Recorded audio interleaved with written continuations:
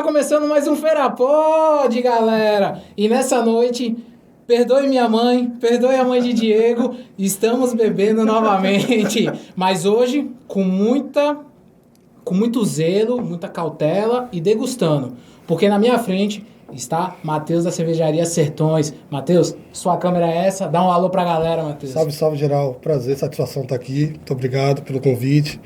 Bom bater esse papo com vocês. Bom aqui falar sobre a Sertões com vocês. Então, espero que vocês gostem. Acompanhem, compartilhem, enfim. Se interessar, tamo junto. Pronto. Matheus, acho que já para falar de cara, o que é a Sertões? Enfim, como todo projeto na vida da gente e como tudo que vai amadurecendo, a Sertões ela também passou por esse processo. Né? Aquilo que começou como um interesse, digamos assim, relapso em fazer cerveja com os amigos, pela curiosidade que a gente tinha. Porque, querendo ou não, nossas sociabilidades, né? Desde pequeno, a gente vê nossos pais, enfim, familiares bebendo cerveja. Aí me interessei um pouco por esse universo.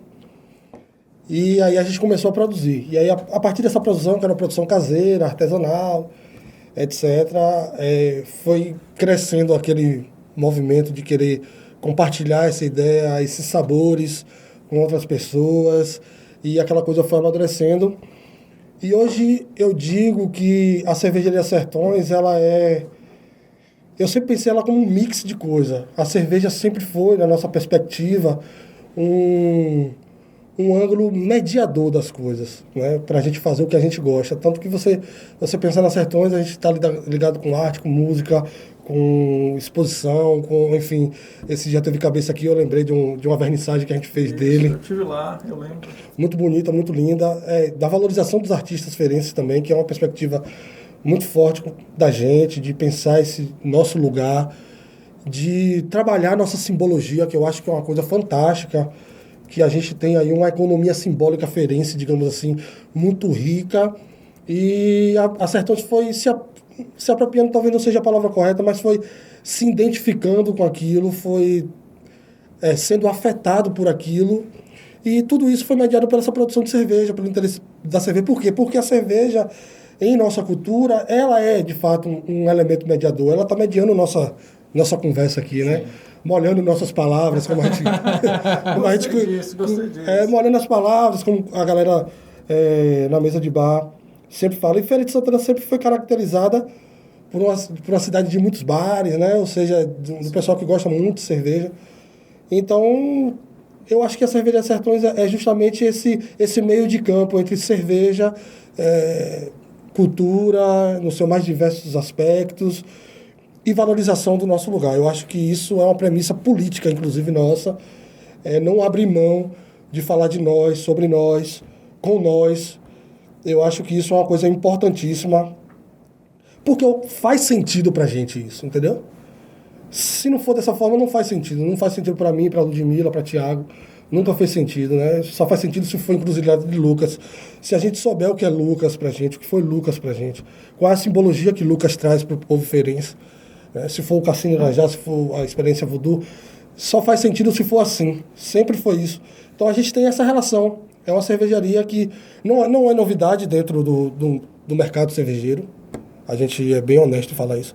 A própria revolução craft beer, ela nasce justamente apelando, porque, perceba, acontece uma coisa. A grande indústria, ela é limitada narrativamente. Então, para falar Skol, Brahma, ninguém sabe nem o que é Skol, o que é Brahma.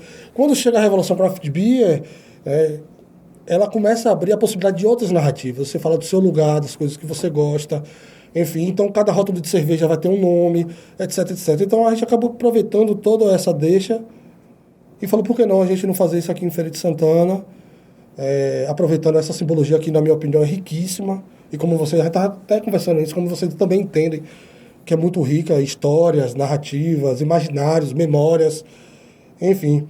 E a Cervejaria Sertões acaba se conectando com isso. E fazendo isso a partir de uma mesa de bar, a partir de eventos, a partir de um olhando a palavra, aquela coisa toda, né? Eticamente, mediado eticamente, com responsabilidade, é claro. Às vezes com não tanta responsabilidade, a gente não pode ser demagogo. Mas, enfim, é isso. Eu acho que é muito difícil conceituar a Sertões, mas a gente nossa história é muito apegada a essa valorização cultural, essa produção de cerveja e essa simbologia, né? Eu brinco, as pessoas falam assim, por que você usa esse chapéu? Eu falo, para não esquecer de onde eu vim. Eu me cobro isso. Durante muito tempo eu vi em Feira de Santana as pessoas falam, porque a gente é uma cidade sem identidade. Não, velho, a gente tem identidade. Tem muita identidade, a gente precisa só olhar direitinho para onde a gente quer, que você vai ver uma riqueza de coisas que não tem tamanho. Enfim, eu acho que é isso. Eu falo pra caramba também. Não, mas aqui a ideia é você... Eu falo pra caramba. Como é mediado pelo quê que você falou? Molhando as palavras. Como elemento mediador. Cerveja como elemento mediador. Isso. Com certeza. Matheus, e quando começou essa produção da cerveja? Ainda que de forma ali para mediar as conversas, abrir uma cerveja ali para os amigos? Velho, no final da minha graduação, eu sou sociólogo, eu estava falando com você, no final da minha graduação, aquela coisa apertou, eu fui trabalhar e eu recebi um convite de Eduardo Nunes, inclusive, ele deve andar por aqui, que ele gosta dessas, ele tinha um empório aqui, que era uma casa de cervejas especializadas.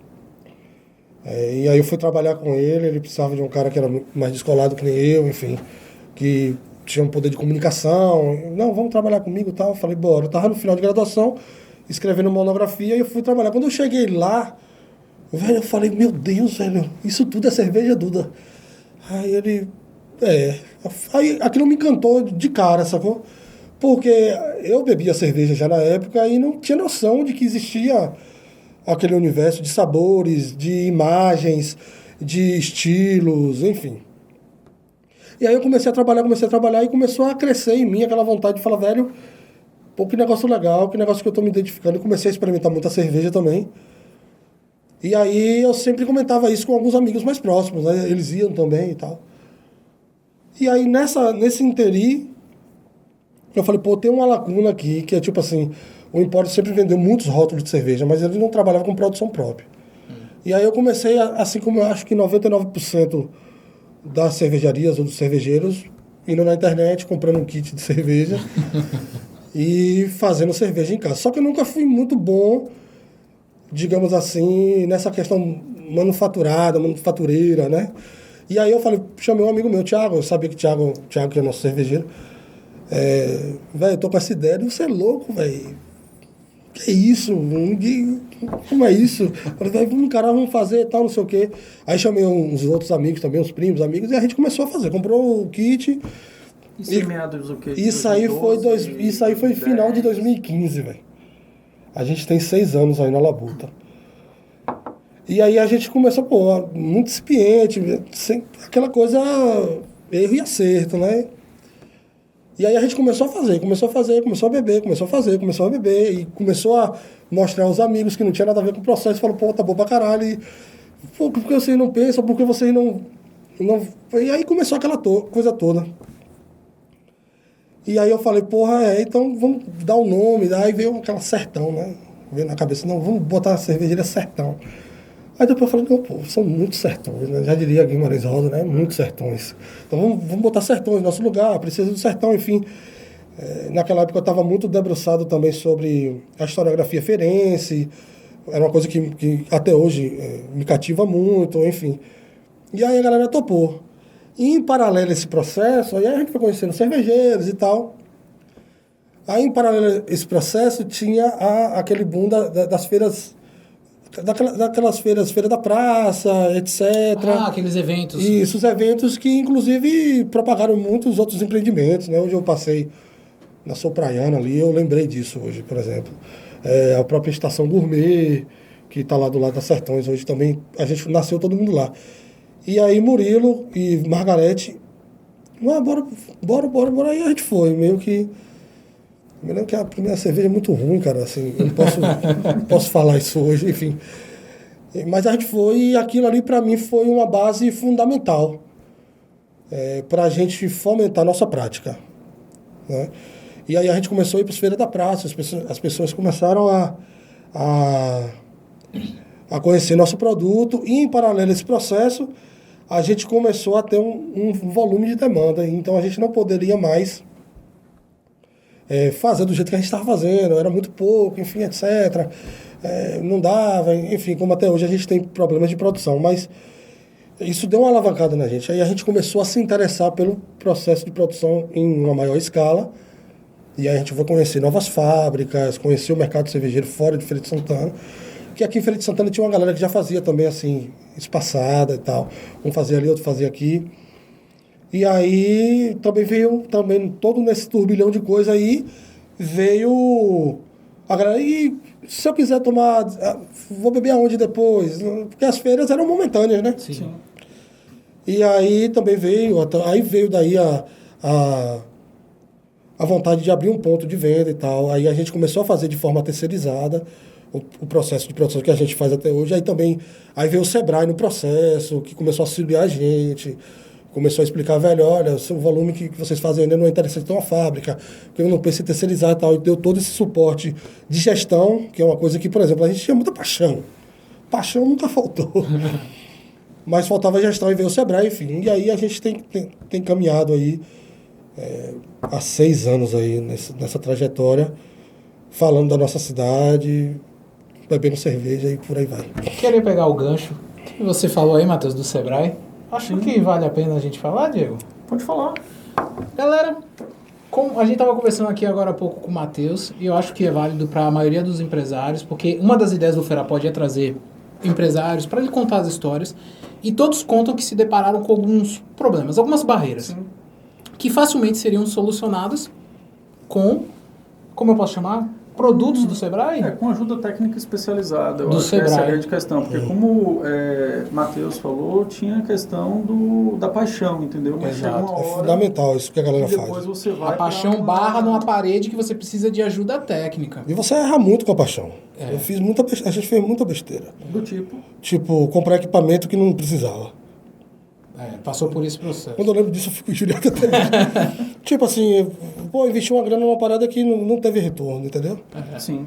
E, enfim, se a gente tivesse um contato antes, não é culpa do Sebrae, nada disso. Não. Mas a gente não faria isso, entendeu? Mas a ideia da parceria Ferapod Sebrae, que hoje a gente pode contar, é isso. A gente está trazendo, através de conversas como a sua, falar para vocês, pessoal, que agora o Ferapod tem uma parceria com o Sebrae. E aqui o nosso freelancer do Sebrae foi falar com o gerente e conseguiu um desconto especial. Exatamente. Então, a partir de agora, vocês vão ter acesso a cupons de desconto em determinados serviços, não são em todos os serviços, mas que assim, você enquanto empresário consegue economizar aí 85%.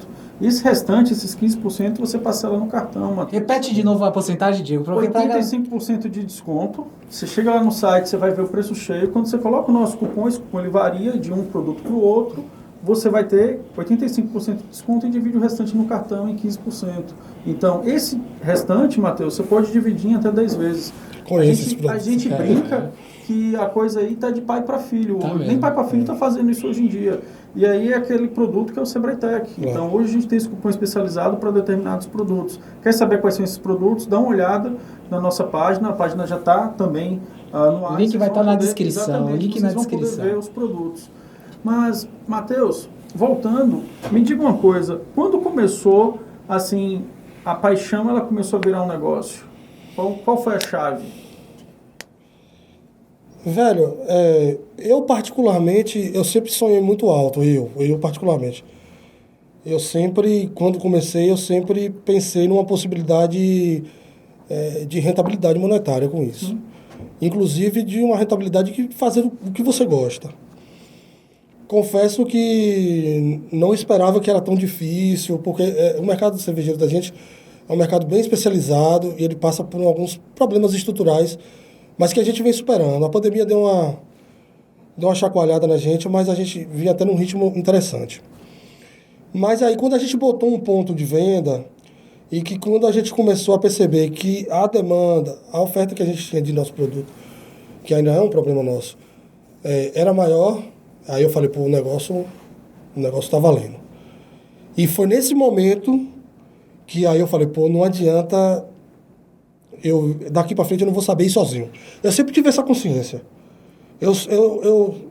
E lá na Sertões todo mundo é um pouco assim, a gente sabe no que a gente é bom e sabe no que a gente é ruim.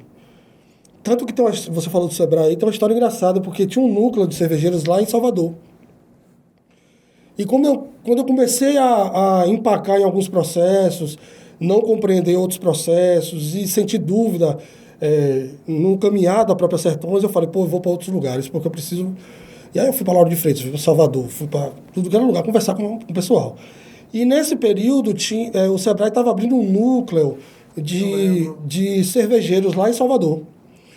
E eu fui para a reunião, e naquela reunião também eu fiz um pouco da provocação, porque não fazer isso em feira, que tem uma galera lá.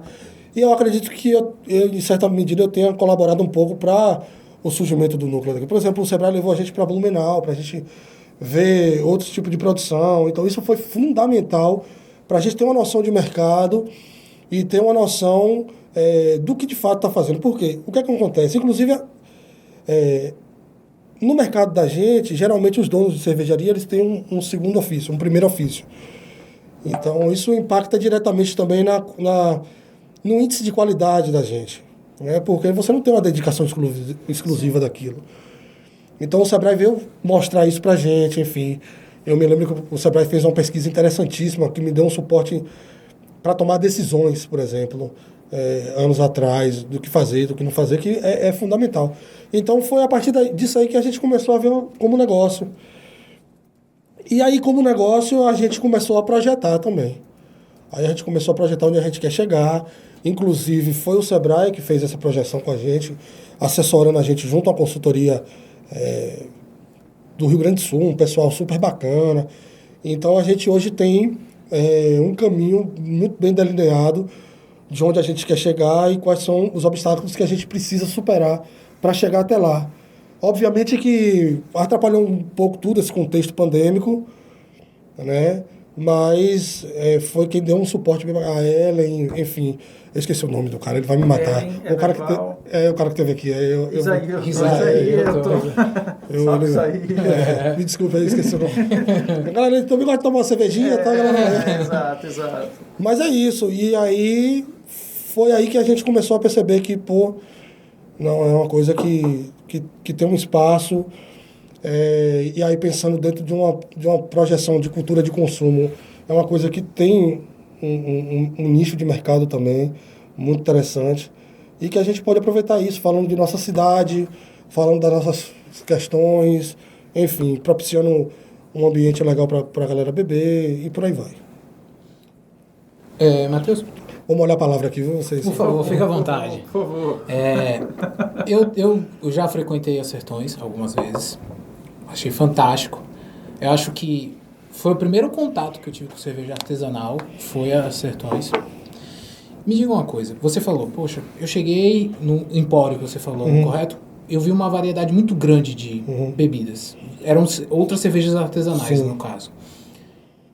Como é que você define, no caso você não, a Sertões define qual tipo de sabor vai ter a cerveja, que é uma característica feirense? É isso, assim, eu acho que o sabor está muito ligado ao imaginário, né? Obviamente que se a gente... Uma das estratégias que a cerveja artesanal sempre busca é usar elementos da culinária local, ou frutas, ou algum outro tipo que a gente chama de adjunto, né? Isso aí também não é nenhuma novidade no mercado cervejeiro.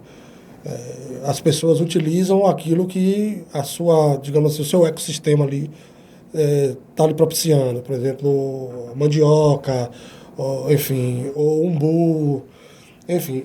Essa é uma das formas também de fazer essa conexão entre sabor e cerveja e localidade, digamos assim.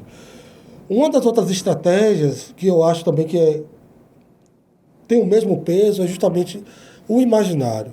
Eu acho que hoje a gente não tem uma experiência de consumo apenas cognitiva. Você olha o produto, você tem uma memória do produto, tem uma relação identitária com o produto. Eu acho que falta, inclusive, sempre foi uma crítica que eu fiz, por exemplo, ao mercado cervejeiro baiano. Às vezes a gente fala de muita coisa e esquece de falar do que é nosso. Então, esse peso da gente conectar o nosso imaginário, a nossa história, que está no nosso cotidiano, eu acho que é uma via muito importante para a gente criar essa relação produto e identidade e localidade, esse tripé, sabe? E eu acho assim que é fundamental isso. Porque o que é que acontece?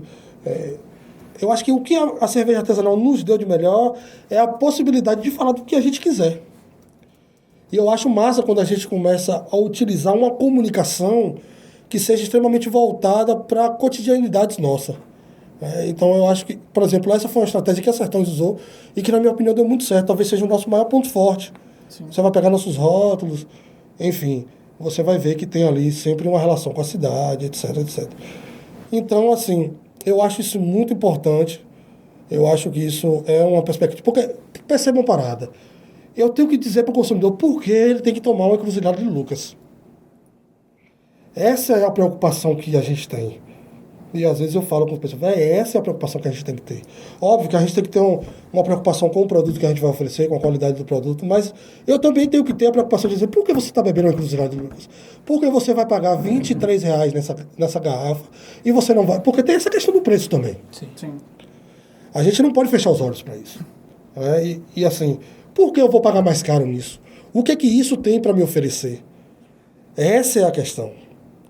Porque, de forma pragmática, a gente não consegue concorrer com a grande indústria, porque eles estão fazendo milhões e milhões de litros, enfim. Então, a gente tem uma escala de produção bem menor. Então, a gente tende ao quê? Compensar essa diferença de escalonagem com a nossa narrativa e com a qualidade do produto. Eu acho que são os dois pontos-chave. Você vai beber uma cerveja que tem tom de café, que fala de uma parada que é de sua cidade, que tem relações identitárias com você, que foi um brother seu que fez o rótulo, que foi feito aqui, papapá, pô, o cara fala, pô, não, aí, massa, eu vou pagar a parada, porque a parada eu me identifico. E a gente sabe que as pessoas pagam a mais por isso. E dentro da própria prerrogativa da produção de cerveja, a gente não consegue atingir um valor competitivo com... Então você vai pagar um absurdo de cara no malte importado, porque você não vai usar um malte ruim para um lúpulo ruim, entendeu? Ou quase lúpulo nenhum, ou fazer o que a galera chama de cerveja aguada. Sim. Então você tem que entregar uma coisa que você vai ter um custo fixo muito elevado comparado ao mercado que a gente chama de mainstream, né? Então você tem que compensar isso de alguma forma com o seu posicionamento no mercado. Sempre foi uma prerrogativa da Sertões. Assim como atrelar cervejas a outros nichos. Também que eu acho que é uma coisa fundamental. Tô botando para fora todas as estratégias da Sertões aqui, viu? Pode, vontade. Porque se você vê, a Sertões ela nunca foi só cervejaria. Eu estava falando com vocês, a gente tem exposição de arte, curso, roda de conversa, a gente teve palco no Feira Nós, a gente sempre se atrelou a isso, né, entendendo que essa valorização local é uma forma de subsidiar um interesse pelo nosso consumo. Entendeu? Então, envolvendo com cursos, a gente fez festivais, feiras, inclusive as feiras a gente fez com outros cervejeiros e cervejeiras, enfim. Então, sempre usando a cerveja, porque é uma coisa que eu acho que a galera da cerveja ainda, da cerveja artesanal, não sacou ainda. Cerveja casa com qualquer coisa, velho. Inclusive com pão, é isso? É isso. Aí, tipo, você fica aquela pão, casa com qualquer coisa, velho. Isso eu achei bem interessante, assim, e até, me permita a palavra, Matheus, assim, exótico, entendeu? Pô, cerveja com pão, velho? Como é que foi? Porque o comum, até pegando o religioso, é o vinho com pão, né? Isso. Aí você vem e traz a experiência da cerveja com pão. Como é que é isso? Assim, a gente tem uma cultura cervejeira que ainda precisa ser muito, no bom sentido da palavra, explorada. Por exemplo, um dos maiores linhas de cervejas, estilos, e enfim, são as cervejas de monastério, né? Que faziam pão e cerveja. Então, os monges, enfim. Então, a relação com o malte, com o trigo, sempre teve uma relação direta com o pão. Né? Inclusive, a cerveja era considerada o pão líquido, né? Enquanto eles estavam no jejum, bebiam cerveja, né? Porque tinha essa relação com o trigo, inclusive a escola alemã, enfim. E essa brincadeira com o pão lá, que a gente chama de bardaria, é uma brincadeira que acontecia há muito tempo, né? Que eu chamava vamos pro happy hour lá na Sertões e tal. E alguns amigos meus me despistava, falando, não, velho, eu tenho que levar o pão pra mulher em casa. Eu tenho que comprar o pão e tal. Aí eu falei, pô, vamos acabar com essa brincadeira. Eu falei, tá bom, eu vou deixar o pão aqui agora. Vai ter que vir buscar aqui agora. Aí vai virar uma padaria aqui também. E aí foi meio que isso. Há uma relação. O pão feito lá na padaria é feito com o malte, né? Que produz, né? O malte que produz a cerveja. E aí a gente faz o pão. Aí tem vários sabores, enfim. E na verdade é um gatilho. A gente sempre trabalhou com isso, Diego. Assim, tipo assim. Sempre foi uma coisa que a gente pensou, por que a pessoa vai vir aqui? Se fosse eu, por que eu viria aqui? São estratégias, né? São as estratégias, eu acredito. Isso. Por exemplo, a gente já fez tanta coisa no sentido de terça do vinil, bardaria, curso, roda de conversa, uma série de ações. Então sempre foi uma coisa nossa, de estratégia nossa mesmo, assim. Então, qualquer dia indo, você encontra o pão? Não. Só às quintas-feiras. Pronto. O dia de quinta é o dia da bardaria, inclusive minha querida mãe que faz os pães. Ela aceitou esse desafio, mãe. Um beijo, eu tô na televisão. Mãe, eu tô na televisão. Tá no YouTube. Tá no YouTube, mano. Vai assistir na televisão. Hoje joga na TV. E aí, ela aceitou esse desafio e aí convido vocês lá a participarem também. Tem um pão de provolone com rapadura, que é show de bola. Gostei da combinação. E é isso, mas a ideia, velho, isso aqui, velho, casa com qualquer onda. Eu sempre falei isso pra todo mundo. Velho, o que é que cerveja tem a ver com calça jeans? Eu já fiz ação com a Leves, pô. Lá dentro. Entendeu? O que é que cerveja tem a ver com casamento? Pô, até tem, porque a galera bebe, mas tipo assim, feira de casamento. Já participei de feira de casamento, já participei de tanta coisa. Tipo, cabe, se você conta a história corretamente, se você se posiciona corretamente, cabe com qualquer coisa, né? A cerveja, necessariamente, ela não precisa ser um produto, especialmente eu acredito que a cerveja artesanal, que se resuma em si. Né? Cerveja ela pode estar atrelada com outras coisas, principalmente com música, com arte, com poesia, como a gente já fez, com artes plásticas, como a gente já fez, com exposição de cabeça, como a gente já fez. Enfim, com uma série de coisas que eu acho que... Porque eu sempre pensei, inclusive isso pensando sociologicamente, a sociologia aplicada, né, a negócios. Eu chego num campo de mercado que ele precisa de autonomização. Eu preciso me atrelar a outras marcas para eu poder ganhar um capital social e simbólico. É isso que às vezes outros cervejeiras, né, eu sempre faço essa crítica, o pessoal até acha que eu sou muito chato, mas a gente criar esse capital simbólico e social é fundamental para poder gerar relação de consumo. Velho, cerveja boa tem de monte, mas por que eu vou beber aquela? Exato. Entendeu? Você falando... E até no ato da escolha, né? Quando você chega lá na prateleira que tem Sim. várias, e aí? Mas essa é uma relação que você está falando, Matheus, que eu acho interessante, porque o que vem acontecendo hoje em relação de marcas com movimentos tá se expandindo. Sim. E vocês, vou pegar um exemplo, o movimento LGBTQIA+, e as marcas dentro do mês do orgulho. Sim. Você vê o engajamento. Claro. E você percebe que não é mais só vou fazer esse movimento aqui para tipo o Pick Money ou só para dizer que eu estou participando. Se as pessoas perceberem que dentro daquela empresa não existe, por exemplo, já que a gente está falando desse movimento, do movimento LGBTQIA+, se a gente não encontrar diretores, gerentes, pessoas que são do movimento, o que perde a credibilidade. Sim, claro. E vocês carregam isso lá na Sertões, porque eu fui para Sertões e estava tendo um show. E lá dentro estava tendo exposição de cabeça, lá na parte de dentro. E a Sertões carrega esses valores de verdade. Vocês não são... Eu percebo muito... A gente brinca lá, a gente não é de boca, não. Não é de boca. Esse é o melhor termo. Vocês não são de boca. Vocês fazem porque vocês estão acreditando nesse processo. Vale pra você ter noção, a galera do hip hop vai... Posso usar aí a galera do rap, do Sound System, tá à disposição. Ela é um ponto de cultura, na verdade. Então, e qual é esse ponto? Pode falar onde vocês... Não, é um ponto de cultura, tipo assim, lá as diversas linguagens procuram o estabelecimento das Sertões, procuram o nosso apoio, ou se apresentam lá, entendeu? Então eu acho que, obviamente que há uma acessibilidade por nossa parte de aderir a isso, porque a gente acha importante, que é uma cultura produzida em Feira de Santana, por feirenses, né? Mas também porque isso é fundamental para a nossa marca enquanto posicionamento. O que você falou do movimento LGBT é justamente isso. Né? Entender que é necessário se posicionar frente a determinadas realidades e que isso vai diretamente afetar no seu padrão de consumo, em quem vai consumir, quem não vai consumir. Entende? Então isso é fundamental. Né? E hoje, no caso, vocês, até para quem não conhece ainda a Cervejaria Sertões, poder ir lá. Eu bebo mais que todo mundo, viu? Poder ir espaço.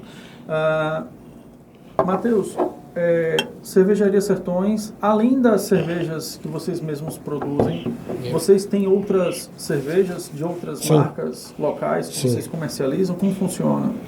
Então, a ideia é sempre valorizar o mercado mais próximo. Né? Tem um ditado alemão que diz: a melhor cerveja, não sei se é alemão, alguém vai me perdoar. A melhor cerveja é aquela que você bebe perto da chaminé. Então, assim, a valorização... A gente já vendeu muito, a gente tem mudado muito agora a nossa mentalidade quanto a isso.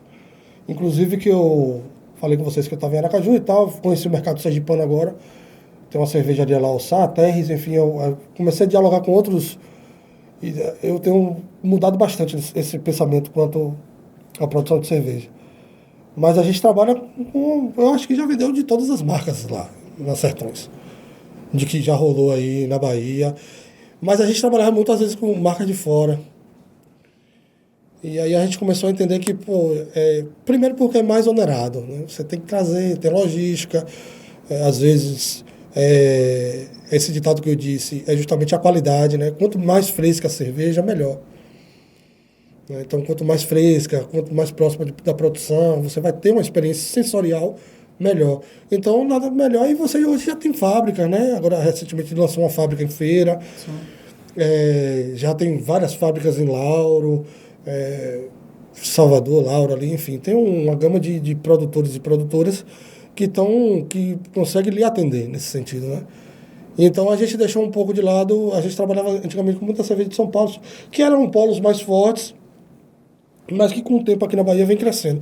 Mas a gente trabalha assim com nossos produtos e com os produtos dos demais parceiros. Enfim, tem Serrinha, tem uma fábrica, liguei para os meninos esses dias. Enfim, tem crescido bastante, né? Graças a Deus. Matheus, eu vi que você ia servindo, eu fiquei ali proposital mesmo, que assim, eu achei bem interessante quando a gente não estava gravando aqui, gente, a forma como você pegou o copo, como você direcionou a garrafa, então eu queria que você, por favor, fizesse isso aqui. Deixa eu abrir até uma... Exato, por favor. Não tem muito mistério não, velho, é porque, tipo assim, já trabalhei muito de garçom, inclusive na Sertões, então inclinou um pouco. Eu sempre aconselho, pelo menos cervejas artesanais, você fazer com que ela crie essa espuma, né? Porque eu sei que tem uma galera que fala assim, sem espuma, tem que ser... É porque a gente tem uma cultura do estupidamente gelado, né? Estupidamente. Mas o estupidamente gelado é contrário à nossa prerrogativa, porque o estupidamente gelado... Inclusive... velho, desculpa. Meu querido Alain, meu Luciano... É o diretor aí, é o diretor. O alucinado. Sim, aí? a espuma, o estupidamente gelado... Isso. Você está ensinando a gente aqui. Não, é assim, porque, tipo... a espuma, ela vai trazer elementos... ela vai favorecer os elementos que já tem na cerveja. Então, você vai pegar um aroma bacana, né? Você vai, inclusive, perceber determinados sabores na espuma, vai estar mais acentuado, um pouco da conservação da própria temperatura, enfim. A própria espuma também é um elemento categórico no que diz respeito à qualidade da cerveja, se tem durabilidade, se não tem, a cor dela, enfim. No que diz respeito a grosso modo ao nosso mercado, a gente sempre aconselha. Tem gente que chega lá, sem colarinho. A gente, massa, ninguém vai falar de sem colarinho, tá massa também. O importante é beber cerveja. Eu sempre digo, o importante é beber cerveja. Seja artesanal, eu não vou defender as outras, mas beba cerveja. Cerveja é legal. E se for artesanal e local, é melhor ainda. E assim, quando a gente fala muitas vezes assim, vou colocar com espuma, a pessoa, não, eu tenho uma cliente lá, eu quero falar, você já sabe como eu quero, eu não quero nem saber de sua explicação. Não, e tem que respeitar isso, mas eu sempre falei, velho, isso aqui vai dar isso, vai dar aquilo, não quero saber de sua explicação, eu gosto dela daquele jeito. Massa, vamos pra frente. Mas que, de fato, se alguém chegar para vocês e falar, não, porque a espuma, de fato, ela tem o creme, né? Tem gente que fala assim, espuma não, porque quem faz espuma é sabão. Enfim, mas o creme da cerveja, ela tem um papel a ser cumprido ali. E eu tinha até lhe perguntado, tem a questão do cheiro também, correto? Sim. Como no vinho, você também faz essa questão de sentir o cheiro. Assim, fazendo essa analogia, assim como o vinho, né? A cerveja, ela também tem todas as suas notas, digamos assim, né? Por exemplo, tá bebendo uma cerveja aqui, uma cerveja que é stout, uma cerveja que tem grão torrefado, então vai dar uma sensação de café, de tostado, enfim. Então, na cerveja tem muito disso. Dessa questão sensorial, que a gente chama da questão... Basicamente, o mercado da cerveja tem fabricação e sensorial. O que eu ia dizendo a vocês sobre o meu posicionamento a respeito da perspectiva sensorial é que às vezes pesa demais. Eu não acho bom, aí é um posicionamento meu e a Sertões vai ter que engolir, que o Thiago fica retado comigo. Porque o Thiago é o cara que é ele que produz a cerveja, ele saca muito mais de cerveja que eu. O Thiago é um cervejeiro, ele saca pra caralho de cerveja. Você é o consumidor, digamos eu sou, digamos assim, o que falo, tá massa, o consumidor vai gostar. Você é o setor de qualidade. Ele fica retado, eu falo, Thiago, não, pô, tem que ser uma coisa mais... Pô, mas isso aqui você vai dar, isso vai dar... Não, velho, tem que ser uma coisa mais... Enfim, ele fica retado comigo, muitas vezes. Me desculpe, viu, Tica, eu fico... O que, às vezes, eu fico muito cauteloso é quando a gente pesa a mão demais nessa perspectiva sensorial e acaba dando muito frufru para a cerveja. Cerveja é para beber. O que é frufru para cerveja? Assim, tipo assim, é óbvio que você vai ter que ver se ela se compromete ao que ela se propôs. Eu acho que é uma boa cerveja isso, sabe? Ela se propôs a isso, se cumprir, tipo assim, se o corpo tá legal, se o índice alcoólico corresponde, sensorialmente falando, né? Se não tem algum tipo de off-flavor, ou seja, algum tipo de defeito na cerveja. Isso aí, eu já tô esquecendo isso, porque isso é obrigação da cervejaria. Entende? Não dá para você entregar uma coisa para o consumidor, eu já fiz isso, me perdoe, e até os consumidores que... no tempo que eu estava aprendendo, não, pelo certo, não é pelo certo, enfim. Mas hoje é uma obrigação, não, pô, se é uma IPA vai ter que ter amargor, se é isso, se é uma stout vai ter que ter enfim. Pra gente não pesar a mão demais, pra gente não virar uma coisa muito nichada, essa é a minha preocupação. Inclusive é um posicionamento que eu já externalizava um pouco antes, mas que hoje eu tenho um pouco mais consolidado. Eu tenho visto projetos de cervejarias, de negócios que estão preocupados muito mais em vender cerveja, que eu acho que essa é a nossa preocupação. Qualidade é óbvio, a gente vai ter qualquer cerveja feita em casa melhor que o Skol, gente. Qualquer um, velho. Entendeu? Qualquer cerveja que um cervejeiro local fizer, você vai estar bebendo melhor que Heineken aí. Entendeu? Eu parto desse princípio. Óbvio que tem hora que o cara erra lá, enfim, mas isso é um outro papo. Mas, pô, o cara vai estar usando insumo melhor, o cara vai estar usando um cuidado melhor, o controle, velho, fazer uma feijoada para 1 milhão de pessoas é uma coisa. Para 10 pessoas é outra, pô. Vai beber uma feijoada, vai comer uma feijoada para 1 milhão de pessoas, porque não sei se tem, mas... Enfim, fazendo... Diz que toda comparação é meio burra, mas é mais ou menos isso. Mas faz total sentido. Entendeu? Então, assim, eu fico muito preocupado pra gente também não pesar a mão demais. Porque às vezes eu vejo amigo, você bebe vinho, eu bebo vinho também. E não precisa cortar isso não, viu lá. Eu acho isso uma bobagem também. Eu acho que a gente tem que beber o que é bom, o que a gente gosta. E o que a gente se identifica. E espero que você se identifique com Sertões e cervejas artesanais. Mas pra gente não criar barreiras, na verdade. De entrada. O que eu vejo muito acontecer, que eu tenho percebido muito é isso. Eu vou para um supermercado, olho a gôndola de vinho, tá vinho pra caralho. Vinho, pode xingar assim, né? Vinho pra caralho. Vinho de tudo que é lugar. É óbvio que eu sei que tem questões tributárias, questões de produção, enfim. Mas você olha pra gôndola de cerveja, pô, aquela coisa... Eu acho que a gente precisa virar esse jogo. Batida, né? Eu tenho essa mesma observação. É sempre as mesmas coisas. A gente precisa virar esse jogo aí. Enfim. E até para ter mais acesso também, né? Porque muitas vezes você olha na gôndola e aquilo, você vai no rótulo, não tem nada local. É tudo de fora, entendeu? Esse já é um outro desafio aí para os locais. Exatamente, é um outro desafio que eu acho que não só o mercado de cervejaria passa, como outros setores de cooperativismo, dentre outros, que se avança aí. Pegando esse assunto, Matheus, de cooperativismo, que a gente acabou adentrando aqui, vocês, enquanto cervejeiros que produzem, vocês têm algum processo de se unir para comprar material em quantidade? Como é que funciona isso ou não? É cada um no seu quadrado? Pensando aí em comprar esse material em quantidade para reduzir custos. Isso, inclusive, sempre foi um dilema, não só do mercado feirense, mas do mercado baiano, digamos assim. O Sebrae sempre fez essa indicação de se juntar para comprar insumo, inclusive para melhorar a logística, que é um problema de cervejaria também, logística, é muito, muito complicado. Mas, assim, é porque, na verdade, o mercado cervejeiro baiano, e mais especificamente feirense, ele tem umas oscilações no que diz respeito ao perfil do produtor. Isso já é uma leitura muito particular.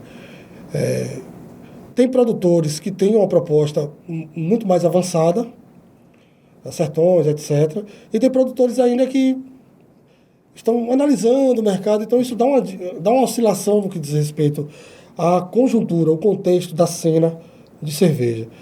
E eu acho que isso, às vezes, prejudica nesse segmento no que diz respeito a gente se consolidar enquanto um núcleo mais rígido para poder barganhar determinadas coisas. Na verdade é o seguinte, eu vejo a cena feirense, eu não vejo que nem essa seja a nossa preocupação. Comprar insumo, eu acho que eu sempre falei com todo mundo que me conhece, de cervejarias, enfim, que a gente precisa criar um mercado consumidor. Sim. Essa é uma obrigação nossa. Porque cerveja artesanal vende pra caramba. Vende pra caramba onde? Pra quem? Pra quem? Eu acho que essa sempre foi uma preocupação das Sertões. Inclusive, essa perspectiva da gente se atrelar a outros diversos segmentos. Pô, velho, eu fui pro Alan Ficador, eu fui pro Dope Smoke Festival, heavy metal, música pesada, eu nunca vendi tanta cerveja em minha vida, velho. Entendeu? Aí se você falar assim, não vai caber cerveja artesanal para metaleiro, não cabe, como é que não cabe, velho? Os caras que bebem, velho. Velho, foi tanta cerveja que eu nunca vi um negócio daquele que eu vendi, enfim. E o festival também foi maravilhoso, né? Tinha bandas fora do país, enfim, bandas de extrema qualidade do segmento. Então você se associa àquilo ali. Então, quando você tá ali, todo mundo fala assim, pô, essa cerveja é certa, pô, não é do caralho. Inclusive porque você puxa um pouquinho da própria fama do festival para você. Sim. E não há nada de problema nisso. Não. Né? Falando, não, pô, o Dope Smoke foi lá porque tinha uma cervejaria, não tinha uma cervejaria lá. Então acaba sendo isso. É óbvio que o Dope Smoke vocês entrevistaram o Joilson aqui, que eu vi também. Grande Joilson. É a brodagem que Joilson falou. Broderagem. Broderagem já foi uma adaptação. Não, inclusive ele é um meu suporte, digamos assim, é um grande entusiasta das Sertões, quem me carrega nos braços, né? A gente tem uma amizade muito forte de irmãos, enfim, que ele também entende que eu sou um agente colaborador. Também a gente vem de outras bandas, do Feira Coletiva, enfim, do Feira Nós, antes até da cervejaria, enfim. Então, é esse tipo de coisa, porque a gente precisa criar um mercado, porque o problema não é fazer a cerveja, apesar de que às vezes mas não é fazer, é vender. Eu quero saber como a gente vai vender a cerveja. Esse é o problema. Isso não sou eu que digo, não. O Paulo Lemas lá, o maior bilionário do mundo. Vocês são uma indústria de quê? Não, vocês são uma indústria de vender cerveja. Eu sei que a comparação é muito... Mas é isso que eu digo, fazer. Pô, faça uma... Velho, o Sebrae fez uma pesquisa, a Bahia tem 40% de ociosidade nas fábricas de cerveja. Isso não é um dado interessante. Porque está crescendo. Pô, vamos botar o pé no chão também. De que forma está crescendo? Como é que está? Como é que vende essa cerveja? Como é que a gente vai competir em preço? Logística. Vou botar uma chopeira num restaurante e abrir e tal. Véi, é um trabalho, você não tem noção, velho. Você tem suporte para sustentar isso? Né? Porque é chopeira, é gás, é isso. Você não tem uma cultura profissional voltada para cerveja artesanal. Eu cheguei em cervejas em pontos de venda aqui que tinha chopp artesanal, eu perguntava, o cara não sabia nem o que era. Ou às vezes também nunca nem experimentou. Nunca experimentou, enfim. Inclusive, outra perspectiva que o Sebrae está tentando agora é justamente dar uma qualidade nesse sentido, entendeu? Como a gente tem um ponto de venda e a gente está diretamente ligado com o público, a gente consegue esse processo pedagógico Sim, da espuma. Com mais eficácia. né? Mas a gente é um entre tantos, né? Então eu acho que isso precisa ser propagado. A gente até estava com as iniciativas muito boas antes da pandemia. A gente fez a Feira da Cerveja, já tinha o festival Beba Cidade, que é o festival da cerveja dos Sertões, a gente fez junto com o Hotel Ibis. Aí você fala assim, o que é que tem a ver o Hotel Ibis com... Entende? Vou falando porque eu vou lembrando das coisas, que o currículo da gente, eu não vou, modéstia à parte, é muito longo. Mas aí, tipo, a menina do Hotel Ibis me liga e fala, velho, eu tô precisando movimentar meu saguão.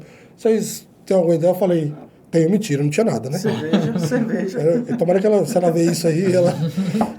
mas você me... Mas já deu certo. Não, tem um rapaz, inclusive, eu estava aqui pensando numa coisa, você ligou. Mas aí a gente montou o Beba Cidade, que foi inclusive com cervejarias locais também. Foi muito massa, e eu acho que é isso. E aí a gente fez o pré-carnaval, tem o forró daqui, essa valorização do forró, que infelizmente por conta do contexto pandêmico a gente não fez. Fora, enfim, uma série de outras questões coisas. Também dos food trucks, acho que chegou até Sim. ali no próprio estacionamento do Boulevard, não sei se foi na também. cidade, mas teve ali também no Ali foi, que era o pessoal do Feira da Praça. Com várias marcas locais ali. Isso. A gente fez Vila Cervejeira, no Parque de Exposição. Enfim, eu sempre gosto de modéstia à parte, puxar um pouco a sardinha pra gente, porque a cena era um retrato, né? Era um cara fazendo... Eu acho que a Sertões... Eu acho muito difícil tirar isso da gente. A gente deu movimento a essa cena, né? Porque a gente entende que a coisa é movimento. Se não for movimento, não vai rolar. Se você não estiver atrelado, se você não estiver fazendo, se você não estiver fazendo acontecer, não vai rolar. Eu acho que deu uma esfriada agora por conta da pandemia, mas deve ser o que a gente deve retomar depois que essa onda toda passar. Mas o que vocês aprenderam com a pandemia? Que você estava comentando que teve que se reinventar no processo pandêmico. Velho, a pandemia foi muito ruim para Sertões, assim. Eu acho que para o setor de bares e restaurantes como um todo, enfim, para a própria cervejaria, eu vi muita gente desesperada aí. E isso não é vergonha de falar. Eu acho que a gente tem que começar a falar com o nosso público a vera, direto. Meu velho, o bagulho foi doido. A gente já vinha com problemas, aí veio uma parada e radicaliza tudo. Eu vi cervejarias pararem, velho. Todo mundo parando de produzir, aquela coisa. Eu me lembro que a gente fez uma série de lives com uma cervejaria grande aqui em Salvador. Ela falou, Matheus, eu tinha 78 pontos de venda, eu só tenho 20 agora. Imagine, velho. Eu fui de um faturamento de 100% para 15%. Velho. Mas isso porque vocês não estavam nos pontos de venda. Seria por conta disso? Isso também. A gente nunca teve capacidade de estar em muitos pontos de venda por conta da capacidade produtiva. Se tem uma coisa que a pandemia nos forçou a aprender foi o tal do delivery, que ainda é uma coisa que a gente está aprendendo. Mas aí você tem nosso segmento, por exemplo, faltou growler no mercado. Growler é o recipiente que a gente... Faltou garrafa no mercado. Por quê? Porque a própria indústria não estava preparada para atender, né? Faltou álcool em gel no começo também. Sim. Não sei se vocês lembram, né? Sim, Lembro. álcool em gel de R$15, um frasquinho assim. Não tinha máscara. Enfim. Então, tudo isso. E aí a gente está aprendendo agora também essa questão do delivery. Eu até falei com vocês aqui. Falei, velho, a parada aqui... Como é que a gente não pensou antes, né? E aí a gente pegou de surpresa, porque o nosso consumidor não estava acostumado a isso. E a gente, ao mesmo tempo que ele não estava acostumado a isso, a gente teve que se readaptar a esse tipo de processo. Mas a gente passou 6 meses fechado também, ou mais. Enfim, Foi logo no início da pandemia. Logo em março. Porque, inclusive, a pergunta ela foi também, Matheus, no sentido de que quando você ia para a cerveja, digamos, comum, digamos assim, os caras estavam tendo picos absurdos de cresceu pra caramba, velho. cerveja, entendeu? É como se fosse, velho, chegou um amigo que o pai tem bar, digamos, tradicional, ele falou que, velho, faltou cerveja no mercado para comprar, entendeu? Eu lembro dessa história, e aí, que não achava. E vocês, no outro lado, as indústrias paradas, você entendeu? É porque essa galera ocupa as gôndolas. É isso, os pontos de venda, no caso. Essa galera tem preço. E todo mundo estava querendo também segurar um pouco a onda. Você tem uma pandemia, você vai segurar um pouco a grana, né? Você não sabe do futuro. Do futuro, enfim. Então, óbvio, o mainstream de cerveja pipocou. A Heineken faltou no mercado. Foi exatamente isso. Enfim, as cervejarias cresceram, inclusive por conta da dinâmica do trabalho que mudou também, né? Muita gente em casa, sem ter o que fazer, então o ato de beber cerveja está ligado à recreação, não, de se divertir das pessoas, e aí deu um pico. Nas cervejas artesanais, eu posso estar enganado, mas essa proporção foi um pouco discrepante. Mas, lidando com o nosso caso aqui, foi o delivery. E, por incrível que pareça, quando a perspectiva do delivery e a abertura dos estabelecimentos voltaram, esse delivery começou a diminuir e a frequentação do ponto de venda começou a aumentar. É porque é outra coisa que a gente tem que compreender muito bem. É o perfil do nosso consumidor, velho. Entende? Não é o cara que bebe em casa? Não, é o cara... Eu fiz uma pesquisa, mas geralmente esse cara que bebe em casa, ele compra muito na internet também. Então a gente tem essa concorrência também. Compra cervejas artesanais e tal. Mas isso não quer dizer que não seja um campo de disputa. Eu acho que está aí aberto, que a gente precisa disputar. Inclusive, eu sempre falo, a gente nunca trabalhou de fato com delivery, na minha opinião, a Sertões. Para eu falar assim, bater no peito e falar assim, não, o delivery, eu acho que precisa avançar um pouco mais. Então, eu também não posso acusar o meu cliente e falar assim, ele não é do perfil dele. Eu acho que tem um pouco, mas não é só isso, né? As coisas nunca são só isso, né? Um bocado de coisa. É sempre mais profundo. É, uma coisa... Então, Matheus, você acha que você está falando desse processo, tipo, o cliente está... Porque eu vou usar a minha experiência com a pandemia. Eu percebi que eu tive que me reeducar e aprender novas formas que eu nem sabia que eu gostava. Beber em casa. Cara, eu não bebi em casa. De jeito nenhum. Porque pra mim o ato de beber cerveja é isso aqui. Exatamente, isso aqui é o maior ato. Eu não tô descartando que isso continua sendo o principal ato. Pra mim é o principal ato. Pô, o Ferapod nasceu de uma ideia de vamos conversar como se todo mundo estivesse numa mesa de bar, vamos trocar ideia, porque é o ato que eu acho que as pessoas conseguem ser mais honestas numa mesa de bar. Eu acho que o único que chega tão... Eu posso estar falando um monte de besteira, mas chega tão próximo a uma cadeira de um psicólogo. Porque eu já vi muita gente desabafar, chorar, repensar a vida, direções. E assim, quando veio a pandemia, pegou todo mundo de surpresa, trancou todo mundo em casa, colocou vocês na situação, eu preciso reaprender e até ensinar o meu cliente que, tá bom, eu não estou próximo de vocês não estão aqui nas Sertões, mas deixa eu levar um pouquinho das Sertões, da alegria das Sertões para dentro de vocês, da casa de vocês, no caso. Foi uma coisa que, pelo menos pra gente, bateu mais forte ainda, porque a gente sempre vendeu o espaço enquanto uma experiência conjunta. Sim. E eu perdi isso completamente. Não só o espaço, mas as iniciativas que a gente fazia. E por conta dos próprios problemas oriundos da própria pandemia, prejudicou até a elaboração de um projeto pedagógico mesmo, que eu acho que o caminho é esse aí que você falou. Velho, eu preciso fazer com que o cara tenha uma experiência onde ele esteja. Esse é um ponto fundamental. Mas isso, é a questão da gente se reinventar e ter um delay, as coisas são rápidas hoje. Com certeza. Bem rápido. Tipo, por exemplo, esse negócio do delivery que eu falei mesmo. Quando estava lockdownzão, que, enfim, a gente vendia muito delivery. Aí foi, enfim, por que eu não consegui manter essa parada do delivery? Depois eu a gente não fez uma estratégia de marketing. Depois a gente fazendo uma avaliação interna, né? A gente não implantou um sistema de delivery bacana, que desse um suporte, enfim. Então tudo isso impactou. Mas de contrapartida também a gente teve uma certa, digamos assim, sensibilidade dos demais para entender que esse contexto era um contexto mais complicado, inclusive do nosso ponto de venda, de outros parceiros, etc. Mas é isso. A gente está nessa até hoje, né? A gente tá falando aqui, mas o negócio não passou.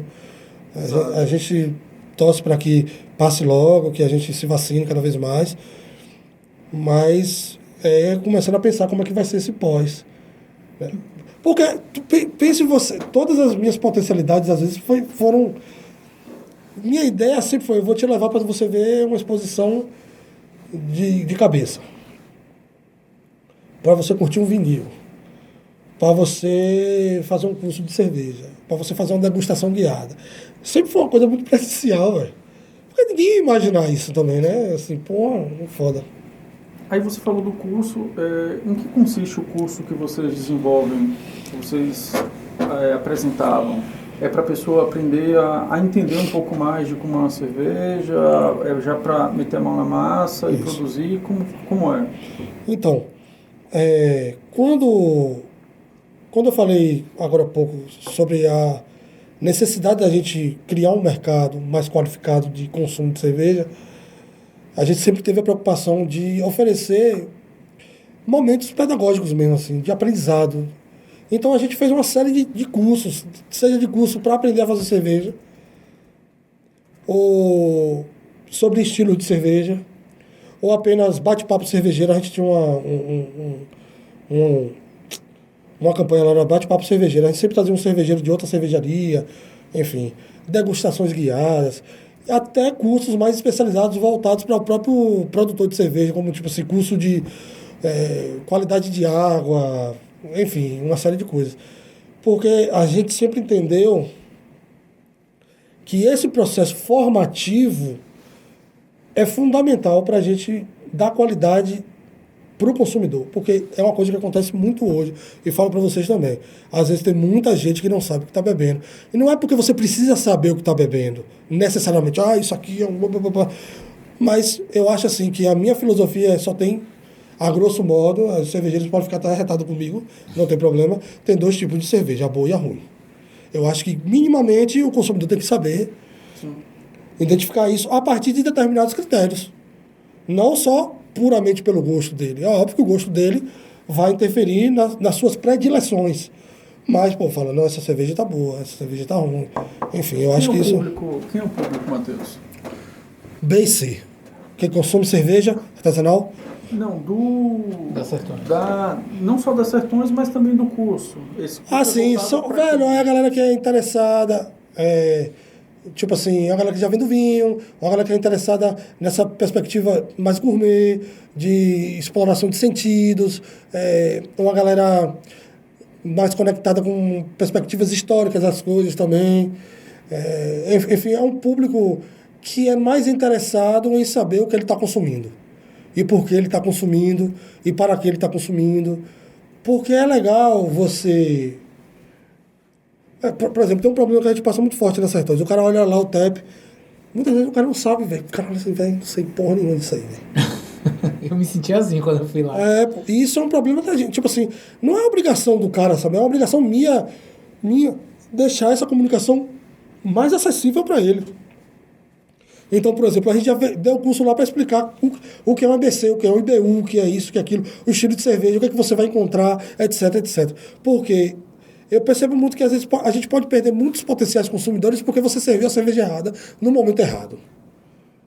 Não adianta o cara não ter um costume, aí você empurrar uma parada violenta pro cara, amarga. Pô, o cara fala, eu não gosto de cerveja. Porque o cara não vai falar, eu não gosto da IPA. O cara vai falar, eu não gosto da cerveja artesanal. Exatamente isso que eu ia falar, velho. Eu acho que essa é a pior coisa que você pode fazer. É isso. Que ele não vai falar, eu não gosto da Skol, enfim, como tradicionalmente falaria, eu não gosto de tal. Ele já categoriza. Não gosto de cerveja artesanal, não. Aí eu falo, eu sempre digo, é impossível, velho, você não gostar de cerveja artesanal. Com mais de não sei quantos milhões de estilos aí, enfim, vai ter um que você vai gostar. Então, tudo isso aí são desafios que a gente tem e que eu acho que a gente precisa fazer isso com leveza e mediado por outros elementos, entendeu? Nada melhor do que você estar ouvindo um som, você me pediu uma cerveja, tá um som lá, fala, pô, isso aí, papai, você aprende fácil, entendeu? Aprende fácil, aprender com leveza, aprender... E também é um perfil de cliente que tem que estar disposto. Tem que estar disposto. Quando eu bebi vinho seco a primeira vez, por exemplo, eu falei, pô, eu não vou beber esse bagulho mais não, velho. E hoje eu só bebo vinho seco, entendeu? Outra coisa, comida japonesa. Quando eu comi a primeira, eu falei, velho, eu não vou comer esse bagulho. Tem uma resistência pesada. Mas hoje, pô, eu acho massa.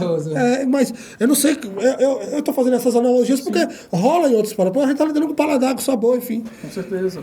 Então, assim, fazer cervejas mais leves, cervejas de entrada, é importantíssimo, né? E você falando aí de parceria, Gene Coisas, eu acho que é totalmente possível uma parceria aqui de sexta, quinta, voltando à normalidade aqui no próprio Hub. Ou a galera que chegar aqui, enfim, até esse acesso, né? Que a galera que chama muito delivery mesmo para comer e tal. Sim, enfim, sim. E aí ter essa possibilidade de fazer esse delivery. Como é que está funcionando isso hoje, Matheus? Está ativo, não está ativo? Tá ativo, o delivery da gente está ativo. Quem estiver assistindo a gente, pode pedir. Chegar e falar, velho, eu quero uma cerveja Pede por das onde? Sertões, pede por onde, como é que funciona? Você pode ir no Instagram, tem um número que o Ludmilla vai me matar, que eu não vou lembrar agora. Não, mas é só ir. O número direto no delivery já vai. Sertões. @Sertões já foi. Vai. Eu não vou lembrar o número. E aí, é pelo Ludmilla número que me mata. pede? É assim que funciona? É pelo número. Ou você pode clicar diretamente lá no Instagram, já vai direto, aí você pede. No Instagram de vocês tem um cardápio? Tem um cardápio, O nome correto é cardápio mesmo? O pessoal chama de tap list ou cardápio, tanto faz. Isso muda bastante, né? Porque os estilos de cerveja vai mudando bastante, mas quando o cliente ou a cliente entra em contato, a gente já mostra o que tem. Aí ele pede e envia. E todas as cervejas, hoje a Sertões tem quantos tipos de cerveja? Hoje a gente tá bebendo a encruzilhada de Lucas.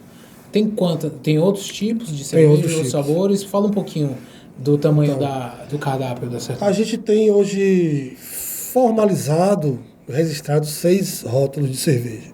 Onde registra? No mapa? No mapa, a gente tem a Toro do Sertão, que é uma homenagem ao meu time, eu não queria falar, mas era o Fluminense de Feira. Eu passei em frente ao Joia da Princesa hoje e falei, você, cadê esse Fluminense de Feira que não está trazendo alegria?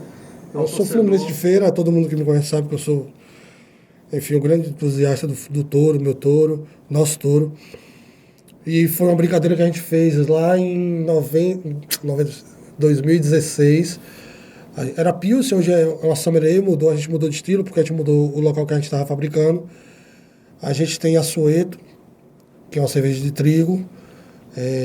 A gente tem a Cassina Irajá, que é uma APA. A gente tem a Experiência Voodoo, que é uma homenagem ao Clube de Patifes, que é uma IPA. A gente tem a Marston, que é o pessoal do Heavy Metal também, que é uma Black IPA.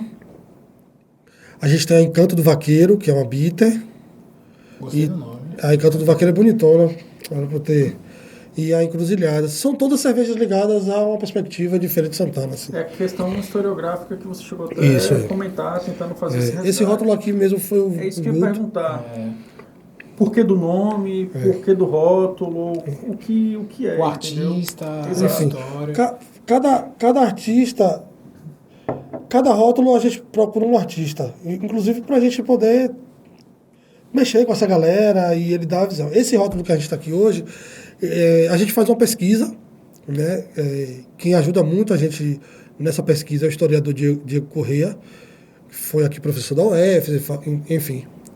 E a gente faz uma pesquisa e depois a gente vai para a parte imagética do rótulo. E quem a gente convidou para fazer esse rótulo foi o Dom Guto, que é um artista já muito conhecido aqui na cidade, e ele fez essa belezura aqui, que é a Encruzilhada. Dom Guto a gente conheceu. Salve Dom Guto. Salve Dom Guto. A gente estava Guto. com ele faz alguns finais de semana aí. E aqui, se você, para quem gosta de história de Feira de Santana, vai ter muitos elementos, vai ter muitas referências a artistas locais, desde Juraci Dória até, enfim.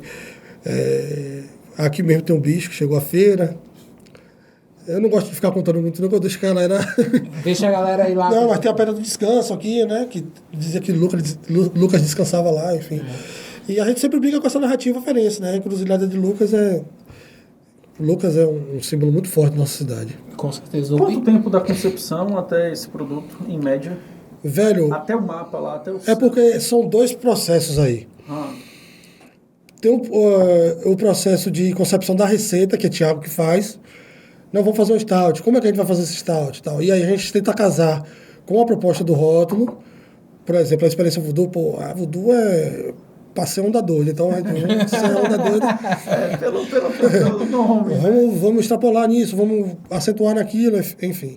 Aí tem esse casamento com a elaboração da receita, quanto vai usar de malte, isso, aquilo, as proporções, enfim. E tem, em paralelo, essa concepção aqui. Mas geralmente uns 6 meses aí. Assim, A gente faz uma pesquisa com cada detalhe aqui, velho. Não é Só por da nada. pesquisa, só da pesquisa? Não, da pesquisa geral, até a concepção do rótulo, Isso sem contar a parte do registro, né? Isso, aí o registro, geralmente a fábrica é rápido. Na internet você faz. Se for uma fábrica já autorizada, você faz tranquilamente. 2, 3 dias já está pronto. E desse leque de opções de cerveja, qual é a preferida da galera dos Sertões? Qual é que mais vende? Vamos usar esse parâmetro, né? Porque não dá pra dizer qual é a preferida. Qual é que mais vende? Velho, a Experiência Voodoo é uma cerveja que a galera mais curte. Foi uma cerveja que a gente vendeu praticamente para a Bahia toda. Teve um período que a gente vendeu praticamente todos os pontos especializados da Bahia. Salvador, Ilhéus, uma galera de lugar. Foi, inclusive, uma cerveja que deu um posicionamento para Sertões muito interessante. A gente foi pro festival, Beba Local Bahia. Foi uma cerveja bastante comentada, bastante falada. É uma receita que o velho Tiagão botou para lascar mesmo. Brocou, Thiago Brocou. Por conta disso, é uma cerveja que vende. Mas, por exemplo, a Toro é uma cerveja que vende muito. É uma cerveja leve. Então, às vezes a pessoa. Muita gente vai para Sertões não necessariamente para tomar uma cerveja extrema. É porque Vai quando pra tomar uma cerveja, eu fui pra Sertões, fui tomar Touro. Por causa da toda a relação do Isso. Fluminense e tal. Falei, Então, vende também bastante. Vou experimentar. Assim, eu posso dizer cervejas que às vezes vende menos, porque são cervejas um pouco mais rebuscadas e aí tem um público consumidor mais seleto. Por exemplo, como a Encruzilhadas e tal. Ou a própria Bita, que a gente faz. A Encanto do Vaqueiro é belíssima, lindona, assim, é uma arte. E a gente brinca com essa coisa do vaqueiro e tal. Os rótulos, as garrafas, vocês trazem de fora? Como é que é esse processo? Todo o material de produção é via distribuição, né? Tem distribuição de garrafas aqui. Os rótulos a gente faz aqui mesmo, nas gráficas. Atende completamente ao quesito de qualidade. E agora, insumos, então, a maioria das cervejas artesanais vem de fora. Insumo, você usa lúpulo americano, australiano, malte holandês, enfim. A gente usa um pouco, em determinada receita, do malte brasileiro, né? Que a grande indústria usa, né? Mas usa também para dar uma barateada no processo, que às vezes fica muito puxado. Mas é isso. Aí tem distribuições aqui em Salvador, Recife, consegue comprar de boas. Programando dá para fazer tudo direitinho. Vocês hoje têm clube de fidelidade, alguma coisa do tipo, cartão de fidelidade para clientes, alguma estratégia nesse sentido? Eu tenho uma estratégia, velho. Sempre tive, mas nunca botei em prática, né? Inclusive que eu vou dar o nome. Se eu dar o nome e alguém copiar, vai ser sacanagem. Não, a gente vai buscar, Que é o Clube do Balcão, né? Gostei do nome. Clube do Balcão. Clube do Balcão. Sempre foi uma coisa que a gente tentou colocar em prática, que era um cartão de desconto, na verdade, de vantagens, mas a gente nunca colocou. Vamos ver se eu tomo vergonha na minha cara aí. Ele falou aqui no Ferapod e vai reverberar. Porque é uma forma também de você adentrar esse público que, de alguma forma, Sim, claro, ficou um pouco mais, digamos assim, afastado desse processo pandêmico, entendeu? Mas aí a gente também... É porque nesse período ficou bem complicado, mas a gente tem uma linha de produtos também, camisa, boné, etc. Ah, existe isso? Também, que é a loja Sertões. Pelo Instagram também? Pelo Instagram também. É uma loja, ela está presencial? Ela fica lá em cima, pô. Eu não sei se você percebeu. É na parte da vernissagem. Então, isso é. Quando tem exposição de arte, a gente tira tudo, né? Pra dar valor à arte lá, mas geralmente fica lá. Mas, inclusive, estou com uma coleção engatilhada nova agora. Estou esperando um momento mais. Tem camisas da cerveja, dos rótulos da cerveja? Tem camisas, boné, copo, tem tudo. Bacana. Me diga uma coisa, essa parte foi um processo a nível nacional, eu quero saber se ele impactou ou não e de que forma. Não teve aquele problema com a cervejaria Becker, a cervejaria Becker lá em Minas, impactou o mercado localmente aqui? Ou o público, ele soube separar? Exatamente, ele soube fazer o distanciamento. A primeira coisa foi minha mãe me ligar. Meu filho, você tá sabendo o que tá fazendo, meu filho? Sempre a mãe ali, ó, advogada. Mas eu acho que impactou um pouco o imaginário da cerveja artesanal. Em si, a cerveja é muito segura, é um alimento muito seguro, né? Um fermentado é sempre bem seguro, assim, né? Foi realmente um desacerto ou foi uma sabotagem? Porque eu não sei em que pé acabou essa história, eu não lembro. Velho, É muito complicado a gente emitir uma opinião, porque hoje em dia é tudo muito... Mas tem coisas que, assim, enfim, pô, os caras estão comprando litro de uma parada que não sabe se estava precisando usar. Enfim, eu acho que teve um pouco de erro no controle de qualidade ali. Eu também não sou nenhum especialista no assunto, acompanhei como qualquer outro cidadão, cidadã. Mas o que de fato aconteceu foi um impacto no imaginário muito ruim, que inclusive foi eleita a melhor cervejaria do Brasil em 2018. É isso que eu ia te perguntar, eles eram grandes, eu vi à frente assim, eu falei, caramba, isso aí é uma cervejaria artesanal. É porque, tipo assim, a gente tem um problema muito forte hoje em conceitualizar o que é artesanal. É isso que eu até ia perguntar também, o que é uma cerveja artesanal? O mercado brasileiro de cerveja artesanal, ele peca por um problema de classificação. Inclusive, e isso vai impactar diretamente na legislação. Certo. E negativamente para a gente, porque, por exemplo, muitas vezes a carga tributária cai em cima da gente como cai em cima da Ambev. Entendeu? Por exemplo, a gente não tem uma maturidade, por exemplo, como o mercado americano. Como é que o mercado americano fez?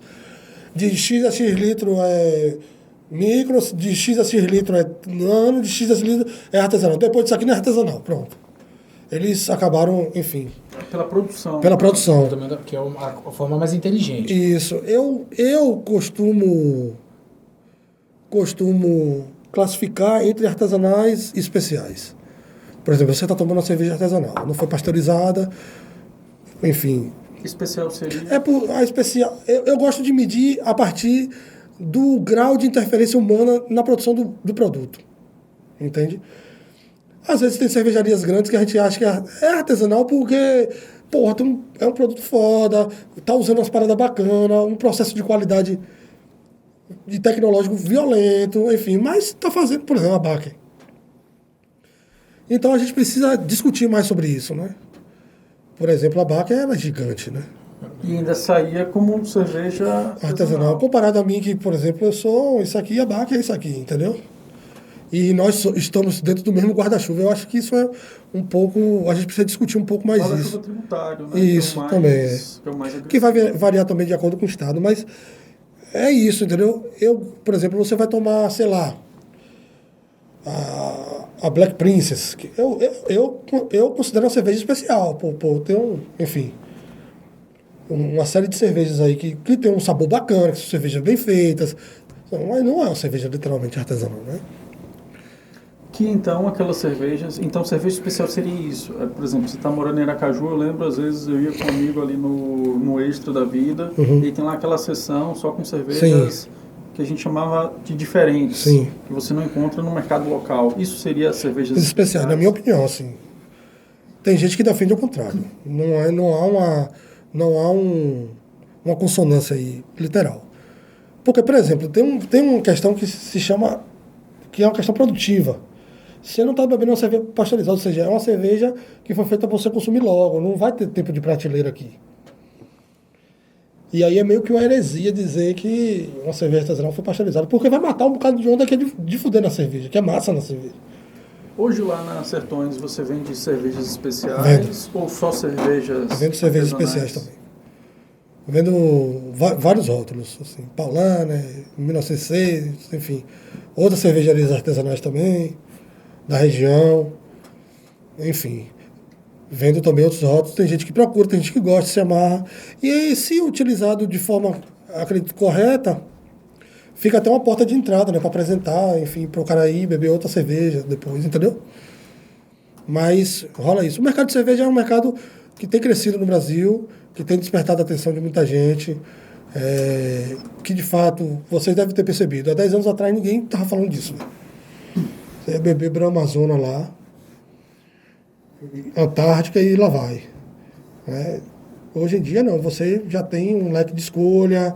Com certeza, esse mercado ele se popularizou aí nesses últimos anos e aquele kit que você falou da galera comprar lá na internet é muito comum. Eu lembro mesmo, o Eduardo aí estiver assistindo a gente, ele desenvolve a cerveja dele, ele criou, e aí tem muito disso, né, essa coisa dele mesmo ali com o brother, criar o rótulo, e acredito que ele é cliente seu, que eu já encontrei com ele por ali também, e aí ele mesmo falou, vai sair uma produção tal data, entendeu? E aí aquela produção extremamente local, entendeu? Ilimitada. Ilimitada. Eu acho que essa é a nossa perspectiva. Não tenho pretensão, não. Tipo assim, quer beber Sertões, vai ter que ir em Feira de Santana. Não tenho pretensão nenhuma. Porque eu acho que tem vantagens em ser pequeno, sabe? Tem uma sustentabilidade e tal. Você conseguir isso, esse é o nosso objetivo. Óbvio que tudo pode acontecer, mas, tipo assim, essa é a minha meta, né? Como você caracteriza o público de feira? Público, não sei nem se o termo é esse, né? Público cervejeiro. Público consumidor. É o público consumidor de feira. Velho, é um público interessado, é um público que, na verdade, é um público que está puxando da gente também se qualificar, porque eu acho que essa é a nossa obrigação, do cervejeiro de feira e cervejeiras. É um público interessado em qualificar esse público no sentido de deixar cada vez mais transparente o que eles estão bebendo, por que estão bebendo, quais são as conexões. Eu acho que isso é uma obrigação nossa. E aí é um público que eu acho relativamente ainda pequeno, mas que existe uma probabilidade muito grande ainda de crescer. É por isso que eu estou falando desde o começo aqui que a gente precisa se atentar à perspectiva comunicativa, véio, nosso posicionamento de marca no mercado. Entendeu? Porque não adianta a gente ter um bocado de cerveja e não ter para quem vender, entendeu? Esse é o meu problema. Eu fiquei interessado numa questão. Você falou sobre cerveja pasteurizada. Pasteurizada, correto? Qual é o tempo hoje de produção até a consumação? Eu não sei se é data de validade, quanto tempo ela consome. Eu acho que a pergunta é o tempo de prateleira. Qual seria o tempo de prateleira? Vai depender muito do estilo da cerveja. Vai depender muito do estilo da cerveja. Por exemplo, cervejas que levam mais lúpulos, ela vai aguentar um pouco mais na prateleira, porque o lúpulo já é um conservante natural. Mas na minha opinião, é contraindicado você vender cervejas não pasteurizadas para ficar em prateleira. Se você consegue ter um ponto de venda que fique armazenada refrigerada, massa. Aí vai durar, não tem problema. Porque fora da refrigeração ela vai perder. Não é que ela vai ficar ruim, estragada, não necessariamente isso. Mas ela vai perder tudo aquilo que... as potencialidades dela, entendeu? As características. Isso, aí vai perder cheiro, vai perder corpo, enfim, vai perdendo. Então, é sempre aconselhável a gente colocar em pontos de vendas que tem essa preocupação de deixar refrigerado, se não for pasteurizado, né? Que a pasteurização é aquele processo de esquentar. Eu não sou muito bom disso, viu, gente? Eu sou da parte de comunicação e relações exteriores da Sertões. Comunicação que esquece o número de telefone. Ludmila vai me matar. Mas essas relações sou eu. Mas, enfim, Thiago era para ter vindo, ele correu hoje aqui. Mas é isso, entendeu? E aí você fica meio que numa sinuca. Tipo assim, e aí, vou pasteurizar e perder um pouco das características que eu tanto quero na cerveja? Enfim, eu não acho ruim pasteurizar. Não estou dizendo que pasteurizar é uma coisa... bota na cruz. Não é isso. Mas são escolhas que você tem que fazer durante o processo. Entendeu? Porque isso afeta no sabor. Afeta no sabor. Na qualidade? Afetaria na qualidade ou não? Mas não, principalmente assim, o fator. O sabor, desculpa. Majoritariamente no sabor, né? No seu posicionamento enquanto cervejaria também. Enfim. Hoje eu defendo muito... venda você mesmo. Eu sou dessa pegada aí. Faça e venda. Por que eu defendo isso? Aí pode ter gente que não gosta. Porque tem muita gente que também discorda dos meus posicionamentos, né? Sim, natural. Porque eu acho uma energia muito forte e uma imaturidade no nosso mercado para lidar com essa terceirização. Velho, às vezes o cara não sabe abrir um gás no ponto de venda, aí você tem que treinar, enfim. Esse é o desafio do Sebrae hoje. Vender você mesmo, você já está habituado àquilo, você já sabe o que está fazendo, enfim. Você passou pelo todo o processo. Você sabe, enfim, você vai ter os cuidados que são necessários. Na sua opinião, o mercado cervejeiro local, ele é mais, digamos assim, unido ou ele é mais, digamos assim, separado? Ou um pouco dos dois? É um pouco dos dois, assim. É um pouco dos dois. A gente já teve mais unido, acho que também essa pandemia deu uma dispersada. Eu me lembro que a gente foi para Blumenau juntos, enfim, o Sebrae também colaborou muito nessa mediação. Mas a gente hoje está bem disperso. E também com o tempo você vai vendo quem de fato tem uma robustez no que diz respeito ao seu projeto, né? Que quando começa um bocado de gente, pô, entusiasmada, enfim, eu vou fazer e tal e tal. E pagar boleto não é coisa fácil. É a parte mais triste. Pagar boleto, pagar aluguel, enfim. É complicado. Mas hoje, enfim, tem uma galera que está produzindo. Hoje vocês são, digamos assim, fábrica? Não. A gente não tem fábrica, toda a nossa produção é terceirizada. Inclusive, foi uma análise que a gente fez de mercado junto com o Sebrae, que a gente não tem volume ainda. Bebam cerveja, louca, bebam cerveja. A gente não tem volume para subsidiar uma fábrica, né? Então, é melhor você trabalhar. Você tem um custo maior, mas você não tem uma série de operacionalizações e nem um capital investido numa parada que possa ser que não tenha um retorno, né? Mas isso não quer dizer que eu não vá ter, né? Tá no projeto da Sertões. Esse spoiler eu não posso dar não, que aí a galera da Sertões me mata. Não, fique tranquilo. É questão estratégica. Sim, você ia falando? Não, agora pra mim, já que a gente tá falando de algumas outras cervejarias, então não existe uma rixa, não existe essa questão. Só existe a questão de concorrência entre vocês. Não, velho, assim, em todos os segmentos sempre tem pessoas que pensam diferente, né, velho? Uhum. E sempre rola uma rixa, a galera, eu discordo, eu concordo, você errou, e de fato, eu erro pra caramba, e isso, aquilo, rola. Mas, assim, tem uma coisa que eu sempre falo com a galera, que é o objetivo final, velho. A gente quer vender cerveja. Então, enfim, vamos vender cerveja. E só erra quem tenta. Quem Também, tem energia, que bota a cara pra isso. falar, pra tentar. Um pouco, hoje com um pouco mais de maturidade, com algumas coisas que já aconteceram, hoje eu vejo que eu poderia ter, como tudo na vida, ter feito ser mais ameno, ter feito uma coisa diferente. Mas, assim, o que eu desejo de coração mesmo é que a gente possa avançar no que diz respeito ao nosso cenário cervejeiro. Eu acho que a gente precisa trabalhar muito, quem de fato está interessado nisso. E essa é uma bandeira que eu sempre levantei, a Sertões sempre levantou, que a gente precisa trabalhar muito para a gente chegar num lugar bacana. A gente precisa trabalhar muito ainda. Mas tem muita gente interessada para que isso aconteça. Diferenças existem, sempre vão existir, de forma de pensamento, de posicionamento de marca, enfim, do que falar. Por exemplo, eu sempre critiquei, o cara faz uma cerveja e bota o nome dele. Eu acho isso, na minha opinião.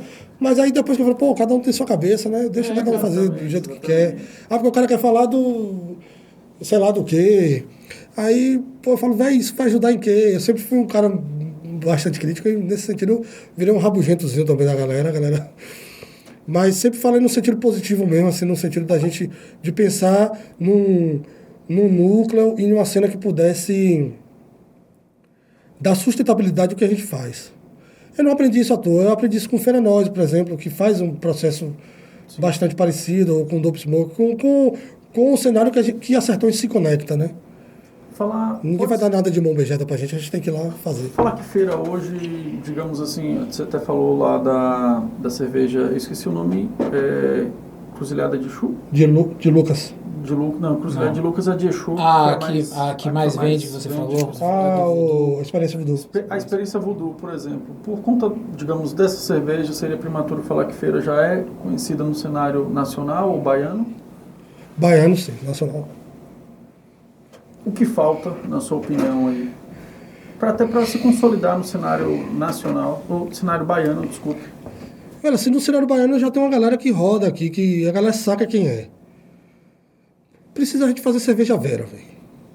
O que é fazer cerveja vera? Isso eu digo uma crítica para mim mesmo. Fazer cerveja vera, muito capital investido, um pátio produtivo que tem uma parada pra gente engarrafar, pra gente meter em tudo que é lugar, pra gente disputar a vera ao mercado. Pontos de venda, estratégia de marketing, entupir essa cidade de outdoor, televisão. Eu acho que só eu estou pensando nisso, não sei se a galera está pensando nisso. Marketing digital pra caramba, a gente tem que ocupar as redes sociais, tem que estar na cara do cara o tempo todo. Beba a cidade, beba a cidade, beba a cidade. É isso que a gente precisa, isso precisa de grana. E fazer parceria até mesmo com empresas locais. Claro, também, claro. Redes grandes que a gente tem aqui. A gente precisa também melhorar em qualidade, tanto produtiva. Eu estou falando pelo certo. não vou... Eu estou falando para mim mesmo também, inclusive. Enfim, o cenário baiano é um cenário que está... Engatinhando. Avançou muito, né? Quando eu comecei a fazer cerveja, eu fiz na antiga Berenice, que foi a primeira cerveja artesanal, assim, que tirou o mapa na Bahia. Não tinha, não sei, eu acho que só tinha Berenice na época. Quando eu fui partir para fazer terceirizado, né? Que eu fazia antes em casa. Mas hoje tem um bocado já. Hoje já tem, sei lá, tem uma galera em Lauro de Freitas, né? Chegou a Proa, que é grande. Tem uma galera aí que já... Enfim. É um mercado que ainda é receptivo a novos entrantes para produzir cerveja, na sua opinião? Ou esse boom de vou fazer minha cerveja, vou comercializar, já passou? Rapaz, boa pergunta. Rapaz, assim... Eu tô vendo muita gente desistir e fechar. Assim... Não sei se é por conta da pandemia também, que deu essa... Mudou o cenário, enfim. Eu tenho conversado com muita gente, tem relatado muita dificuldade. Mas assim, eu sempre falo, velho, se vai colar no processo, chega com proposta. Porque eu sempre digo, o gargalo é vender, velho. Thiago se reta comigo, que ele é da produção, né? Ele tá ligado no publicitário sabor. aqui, ó. O publicitário aqui, ó. Não, mas diga aí, velho. Tipo assim, e aí eu vou fazer um bagulho 1.000 litros lá, e aí eu vou fazer o quê? Vou ficar fornado? E ele tem um tempo de... Tem tudo isso, entendeu? Tempo de... Assim, o mercado baiano, ele precisa amadurecer. Seja... E já está acontecendo esse processo de amadurecimento. Inclusive, o Sebrae colaborou muito com isso. No sentido de qualificar processos produtivos, logísticos, qualidade de produto. Mas eu ainda, a crítica que eu sempre fiz, e mantenho a minha crítica até hoje, é uma crítica de uma preocupação comunicativa no nosso mercado, que eu acho muito aquém do que a gente precisa. A gente não consegue narrativamente conectar com o nosso consumidor. Eu tenho a minha opinião. É a minha opinião sobre isso. Feira pode dar opinião aqui, né? Não, porque aqui é espaço para opinião. Porque eu acho que, assim... E quem quiser contestar, chama a gente para vir A gente tá aqui para isso. Eu acho que fica muito aquém do que a gente precisa. A gente precisa convencer as pessoas. A gente não precisa produzir mais cerveja. Quer dizer, no meu caso até que eu preciso, mas... Não precisa produzir mais cerveja. É dado, pô. O Sebrae mostrou aí 40% da sociedade. Chega na fábrica dessa, quer começar? Chega na fábrica dessa, velho, eu quero fazer. Não precisa montar uma fábrica, pô. Óbvio que tem gente que quer, são estratégias de cada um. Mas quem tá começando agora... Não vai querer botar logo dinheiro na fábrica. Muita grana. Eu percebo agora um pouco da visão do lado publicitário e tal, que você me deu abertura para falar. Assim, a gente vem de uma construção que todo mundo fica da cerveja, né? No mercado publicitário, os grandes espaços de mídia da publicidade eram cervejarias, Brahma. Eu consigo falar aqui números de propagandas que eram marcantes, que são dessas cervejarias maiores, que são comuns. As Sertões, ele traz... Isso foi a primeira visão que eu tive quando foi a primeira vez. Era muito foda. Eu falei, porra, velho... Beber aqui em Cruzilhade. Lucas, aí você fala, pô, eu tô bebendo um negócio da terra. Isso aqui tem gosto de feira.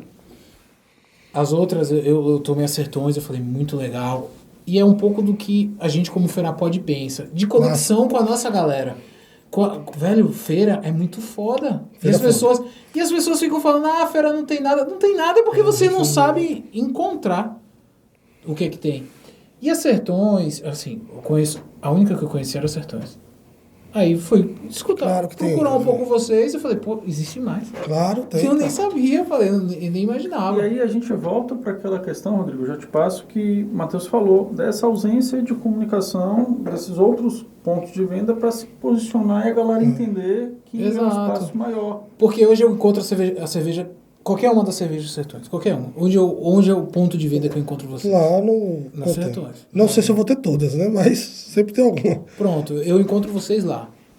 E hoje, no processo de distribuição industrial, e até por causa da pandemia, que é um dado que se tornou extremamente relevante, por causa da pandemia, os negócios, os mercados de bairros, eles cresceram. Porque as pessoas falam, eu quero fazer uma compra rápida.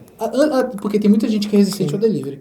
Pô, eu quero fazer uma compra rápida, então eu vou aqui no mercado, rapidinho, perto de casa, pago um pouco mais caro e volto. Ajuda o seu comércio local, teve também muito dessa... E também teve essas questões. E aí, usando o meu lado publicitário, de comunicação, falando, a história, o que a Sertões faz, isso tinha que realmente... Eu concordo plenamente com você.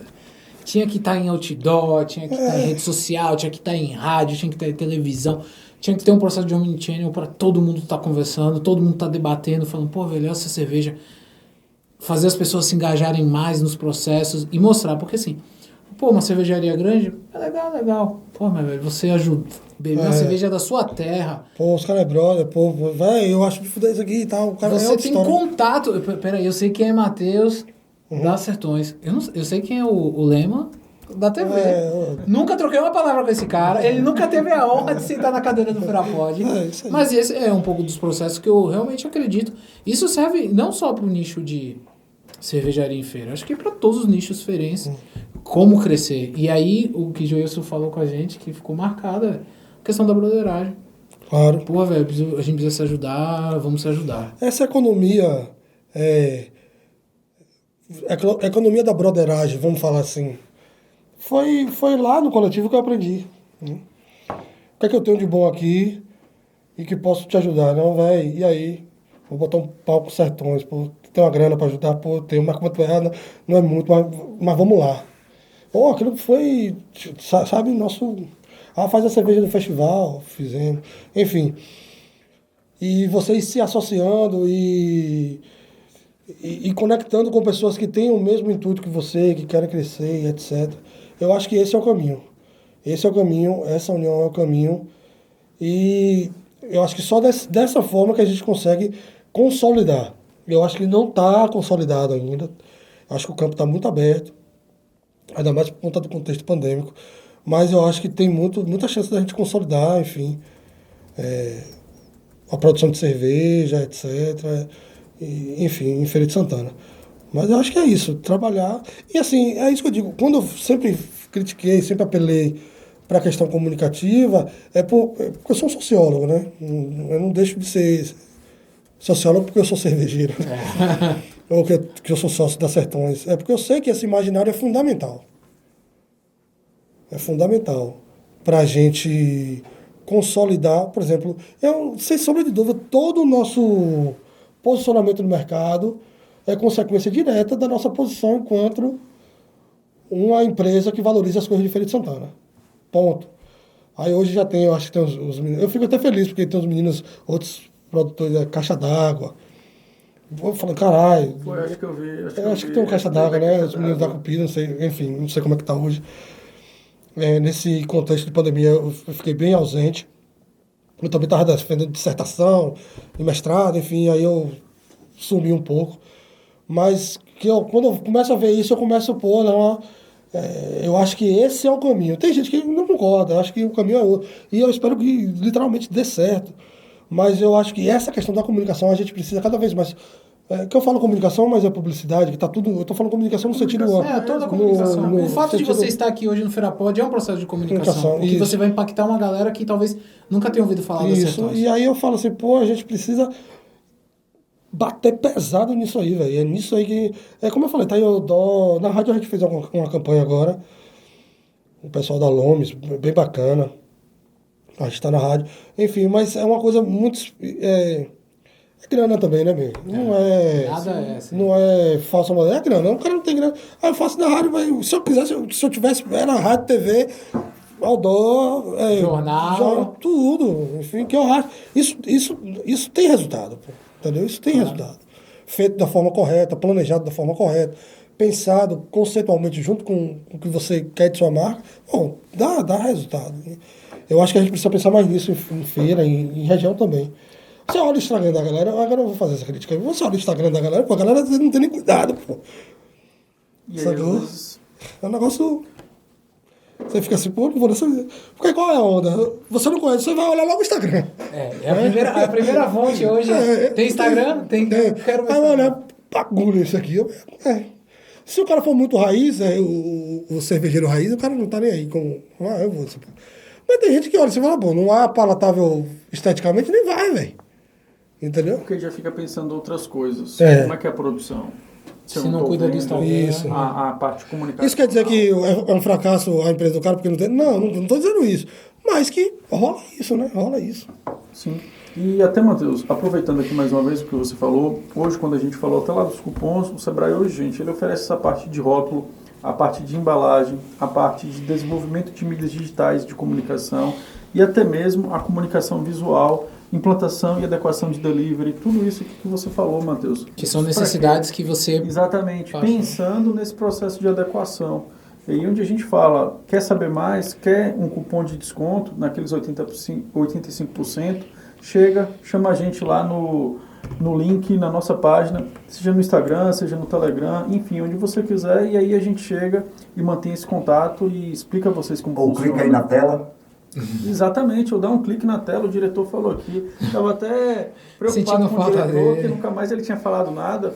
Alguma pergunta aí, diretor, para Matheus? Não vou falando. Estou bebendo. Ah, está degustando.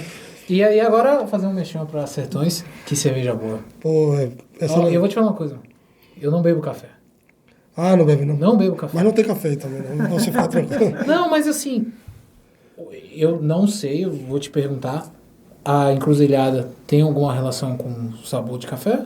É isso, porque a gente usa um malte tostado, e o malte tostado ele vai dar essa nuance de café. Então, É legal. normal. Se você gosta de café, É, eu que eu sempre... conheço muita gente que é apaixonada por café, vai amar essa cerveja. É. Fora que eu acho que essas garrafas vão compor o cenário do Ferapod, viu? Elas não vão pro lixo não, porque Não, é. que é uma bela arte.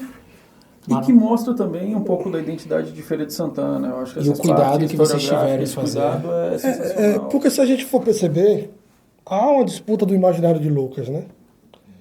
De E quem na- foi Lucas? De quem foi Lucas, né? O bandido, o herói, enfim. Exatamente. E aí a gente se posiciona de fato, né?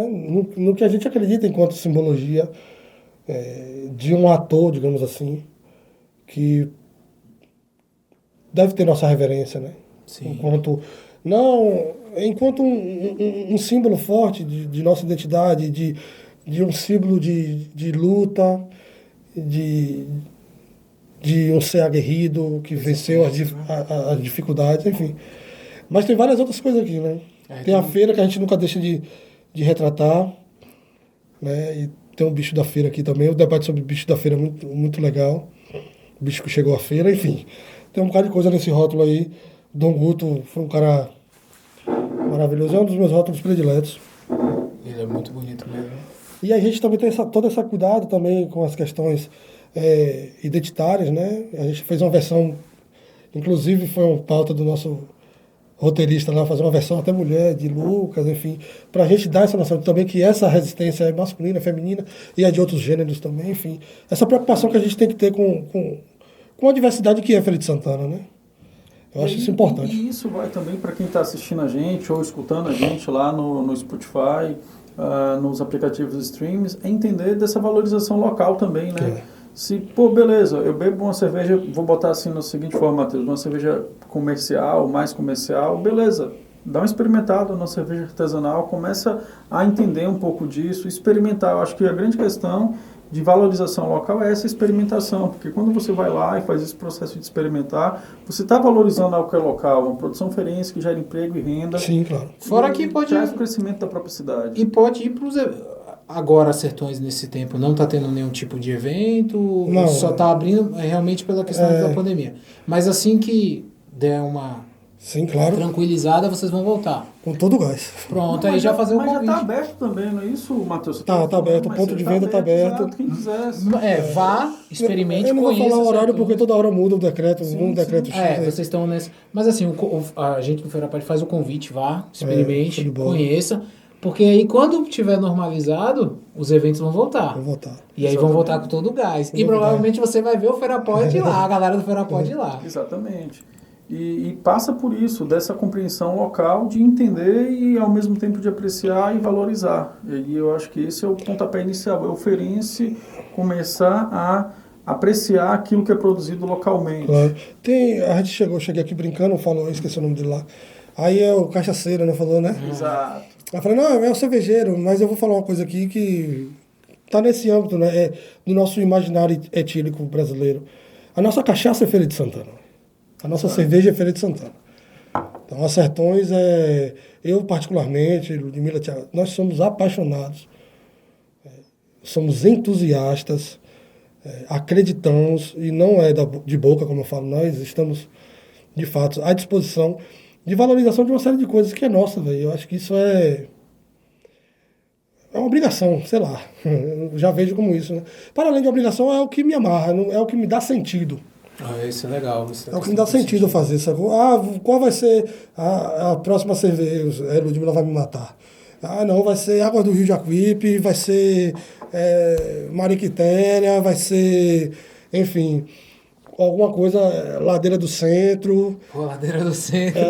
Vai E ser a alguma coisa. participação do público, Nas tomadas de decisões. consumidor, da Sertões, Sempre tem, escolha do- sempre tem uns pitacos assim de. dos nomes, mas é aberto. Não, velho. Inclusive é uma boa. Uma boa ideia, né? Uma boa ideia. Aquela caixinha do Instagram. Dê logo o novo rótulo aí, o nome do novo rótulo, enfim, fazer uma campanha com isso. É uma coisa interessante.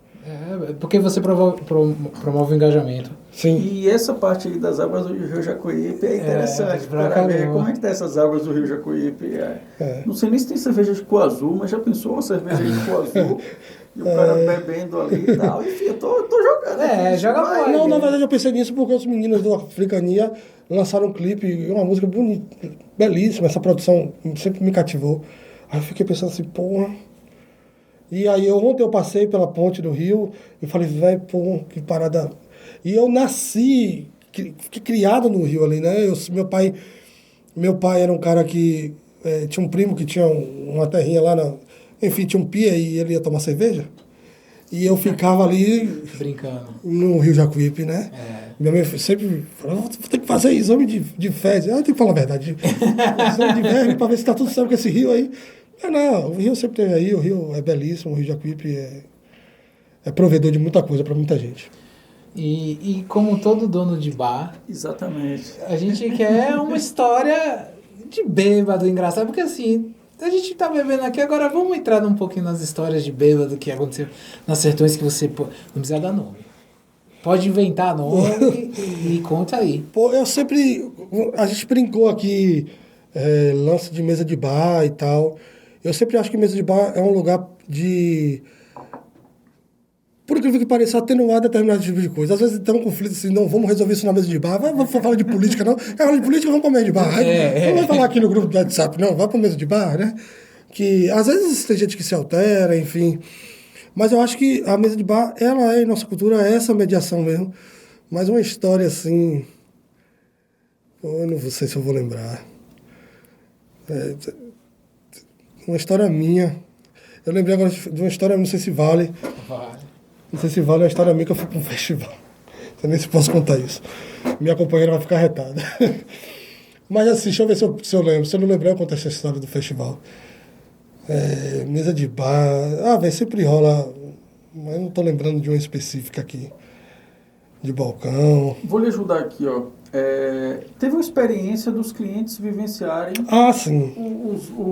digamos assim, O atendimento. O atendimento nas Sertões. Como é que foi isso? Como é que surgiu isso? Isso foi uma campanha que a gente fez que foi super positiva. Inclusive, teve uma repercussão bastante legal no cenário baiano. É bem lembrado disso, porque a Ludmila me mata, velho.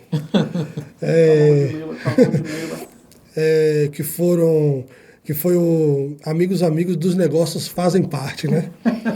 A gente fez essa... Pô, que nome de pacto, cara. E aí...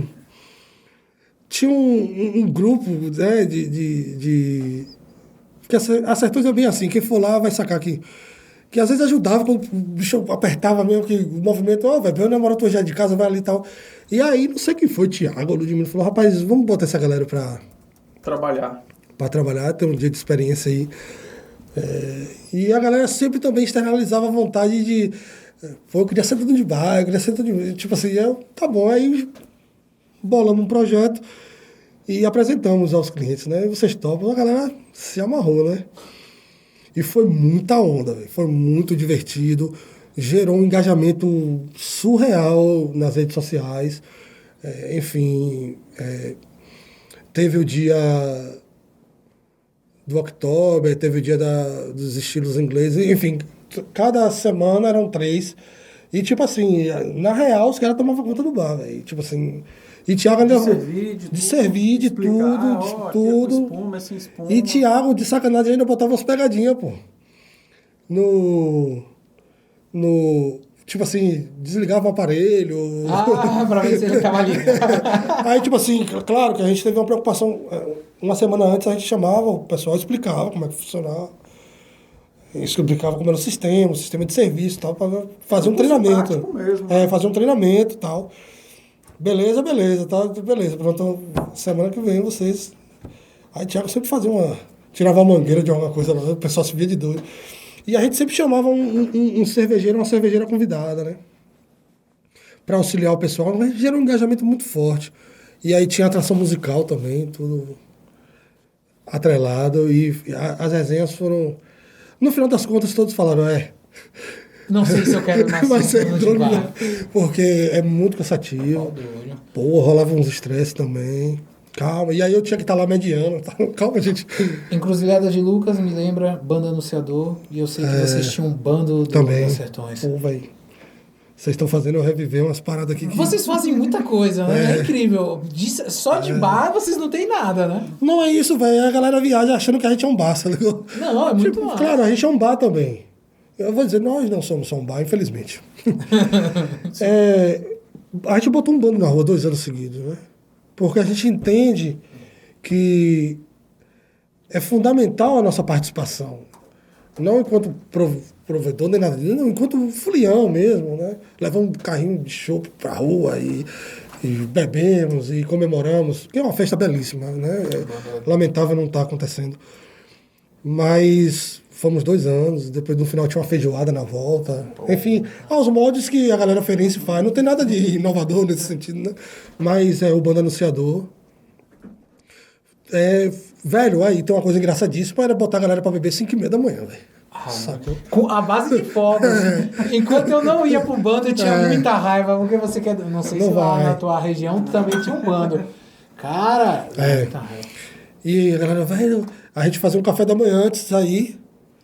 E o café da manhã já era regado a cerveja. O pessoal, velho, eu não acredito que eu tô bebendo nesse horário. Falei, relaxa, velho. Vamos Vai nessa. piorar.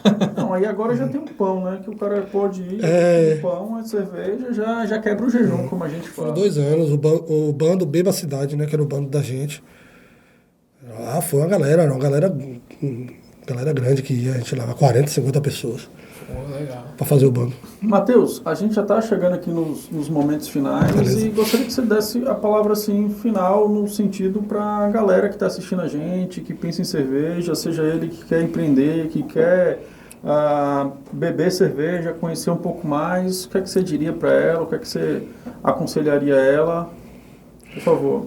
Em primeiro lugar, é lá na Sertões, né? Por favor, fale as redes sociais, fale enfim, Cervejaria Sertões, procura lá, confere lá. Lá tem um balcão, né? Tem um poeta aqui, nosso amigo Sertão, o balcão mais amigo da cidade. Né? Lá tem muita poesia, tem muita música, tem muita arte. E para quem está começando, assim, a melhor forma é se colocar aberto, né, para experimentar. Esse é um passo principal. E, se possível, experimente sempre as cervejas locais. Tem uma galera dando um corre aqui, tentando mostrar seu trampo no que diz respeito à cerveja artesanal, assim como a gente, Sertões. Conhecimento nunca é demais, né? Tem muito material, tem muito conteúdo também na internet para a galera da cerveja artesanal, que quer produzir. Eu prometo que eu vou voltar a fazer os cursos. Muita gente procura, né, curso de produção e tal, de cerveja. E é isso. Experimentar esse universo, que é um universo muito grande, com muitas facetas, muitas narrativas, tem um imaginário estético muito grande e de sabores também muito grande. Enfim, eu acho que essa é a dica que eu dou, estar aberto, estar atento. É preciso estar atento e forte, né, para a cerveja, então vamos lá. Tem a Sertões, tem outras pessoas que produzem. Valorizar sempre o que é local, eu acho que isso é beber sempre a cidade. Não, isso não significa que é só a Sertões. Beber a cidade significa várias formas de consumi-la no sentido positivo. E eu acho que é isso. Tá aberto a experimentar, a conhecer um pouco mais do universo, porque o que todo mundo brinca é tipo um caminho sem volta. Quando a galera gosta, óbvio que tem horas que você não tá afim, você quer uma coisa, mas sempre quando tem um momento especial, para quem gosta de cerveja artesanal, o cara sempre busca uma cerveja artesanal. De fato, é um produto de altíssima qualidade comparado ao que tem no mainstream. Isso faz necessário reforçar. E é isso. Estamos aí para colaborar. Quem tiver dúvida, enfim, ou puder dar sugestões, qualquer coisa, estamos abertos aí para ajudar, não só o Feira Pod, qualquer pessoa. E vocês também estão convidados lá, né? Eu vou garantir que a primeira rodada e a segunda é por minha conta. Legal. Isso é um... Tem o cupom? Você falou do cupom, tem cupom, rola cupom. Vai ter que rolar o cupom, eu falei, né? Palavra de rei, não volta atrás. Vou ter que fazer um cupom do Feira Pod agora. Bacana. Eu queria, inclusive, parabenizar pelo projeto. Eu estou acompanhando. Fiquei feliz pelo convite. Antes de imaginar que eu seria convidado, eu já percebi de cara logo que foi uma coisa muito bem feita. Eu queria parabenizar. E essa perspectiva de vocês valorizarem o local, aí casou, bateu certo. Que é o nosso corte, viu? Pra quem não sabe ainda, o corte Feira Pod bateu certo. Bateu certo, né? Que a gente tem um canal com os melhores momentos da conversa pra quem tá corrido, né? Pra quem tá, não posso assistir o programa todo, mas assiste um cortezinho. E aí eu desejo sucesso pra vocês. Muito bom espaço aqui, velho. Vida longa, Feira Pod. Vida longa. Bacana. Vida longa, Sertões e a cerveja artesanal também, é isso. Parabenizar vocês, que show de bola. Matheus. Agradecer o meu lindo Alain ali também, que tá ali, o lindo Alain.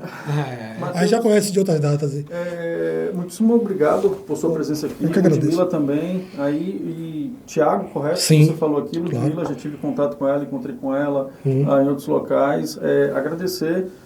Grato pela explicação aqui também, a gente sempre aprende um pouco mais. Sim, com claro. Os nossos convidados. Hoje a gente pode, inclusive, aprender um pouco aqui digamos assim, de forma resumida, dessa historiografia de Feira de Santana, entender esse contexto, desse rótulo, dessa garrafa, e entender que é muito mais do que uma própria cerveja, entendeu? Eu vou até dar uma pesca aqui, que é aquela parte ali de... Aprendi isso da cerveja como elemento mediador muito das boa. Nossas prosas, das nossas conversas, e é um pouco disso. E gratidão, fica aberto o espaço, tiver algum outro ensaio, tiver alguma outra possibilidade pós-pandemia, quiser chegar aqui, é só dar um salve, que a gente abre esse espaço, mantém essa conversa. E para vocês, aí agora que está nos assistindo, chegaram até aqui, muito obrigado. Vocês que ainda não conhecem o espaço aqui que a gente está, do qual o Matheus falou, que é o Hub Feira, venham para cá, acessem as redes sociais, o Instagram, o site, você pode fazer os agendamentos, e aí já sabe, o diretor está ali nervoso. Curta, compartilhe, comente, siga a gente no Instagram, nas redes sociais, Telegram, o WhatsApp está chegando aí justamente para tirar aquelas dúvidas de vocês com relação aos cupons, e é isso, porque Feira Pod, curta Cervejaria Sertões, vá lá beber, já sabe, chega lá, peça o cupom de desconto, porque você viu no Feira Pod, e aí Matheus vai garantir o seu desconto. Tá garantido, tá gravado e tá garantido. Forte abraço.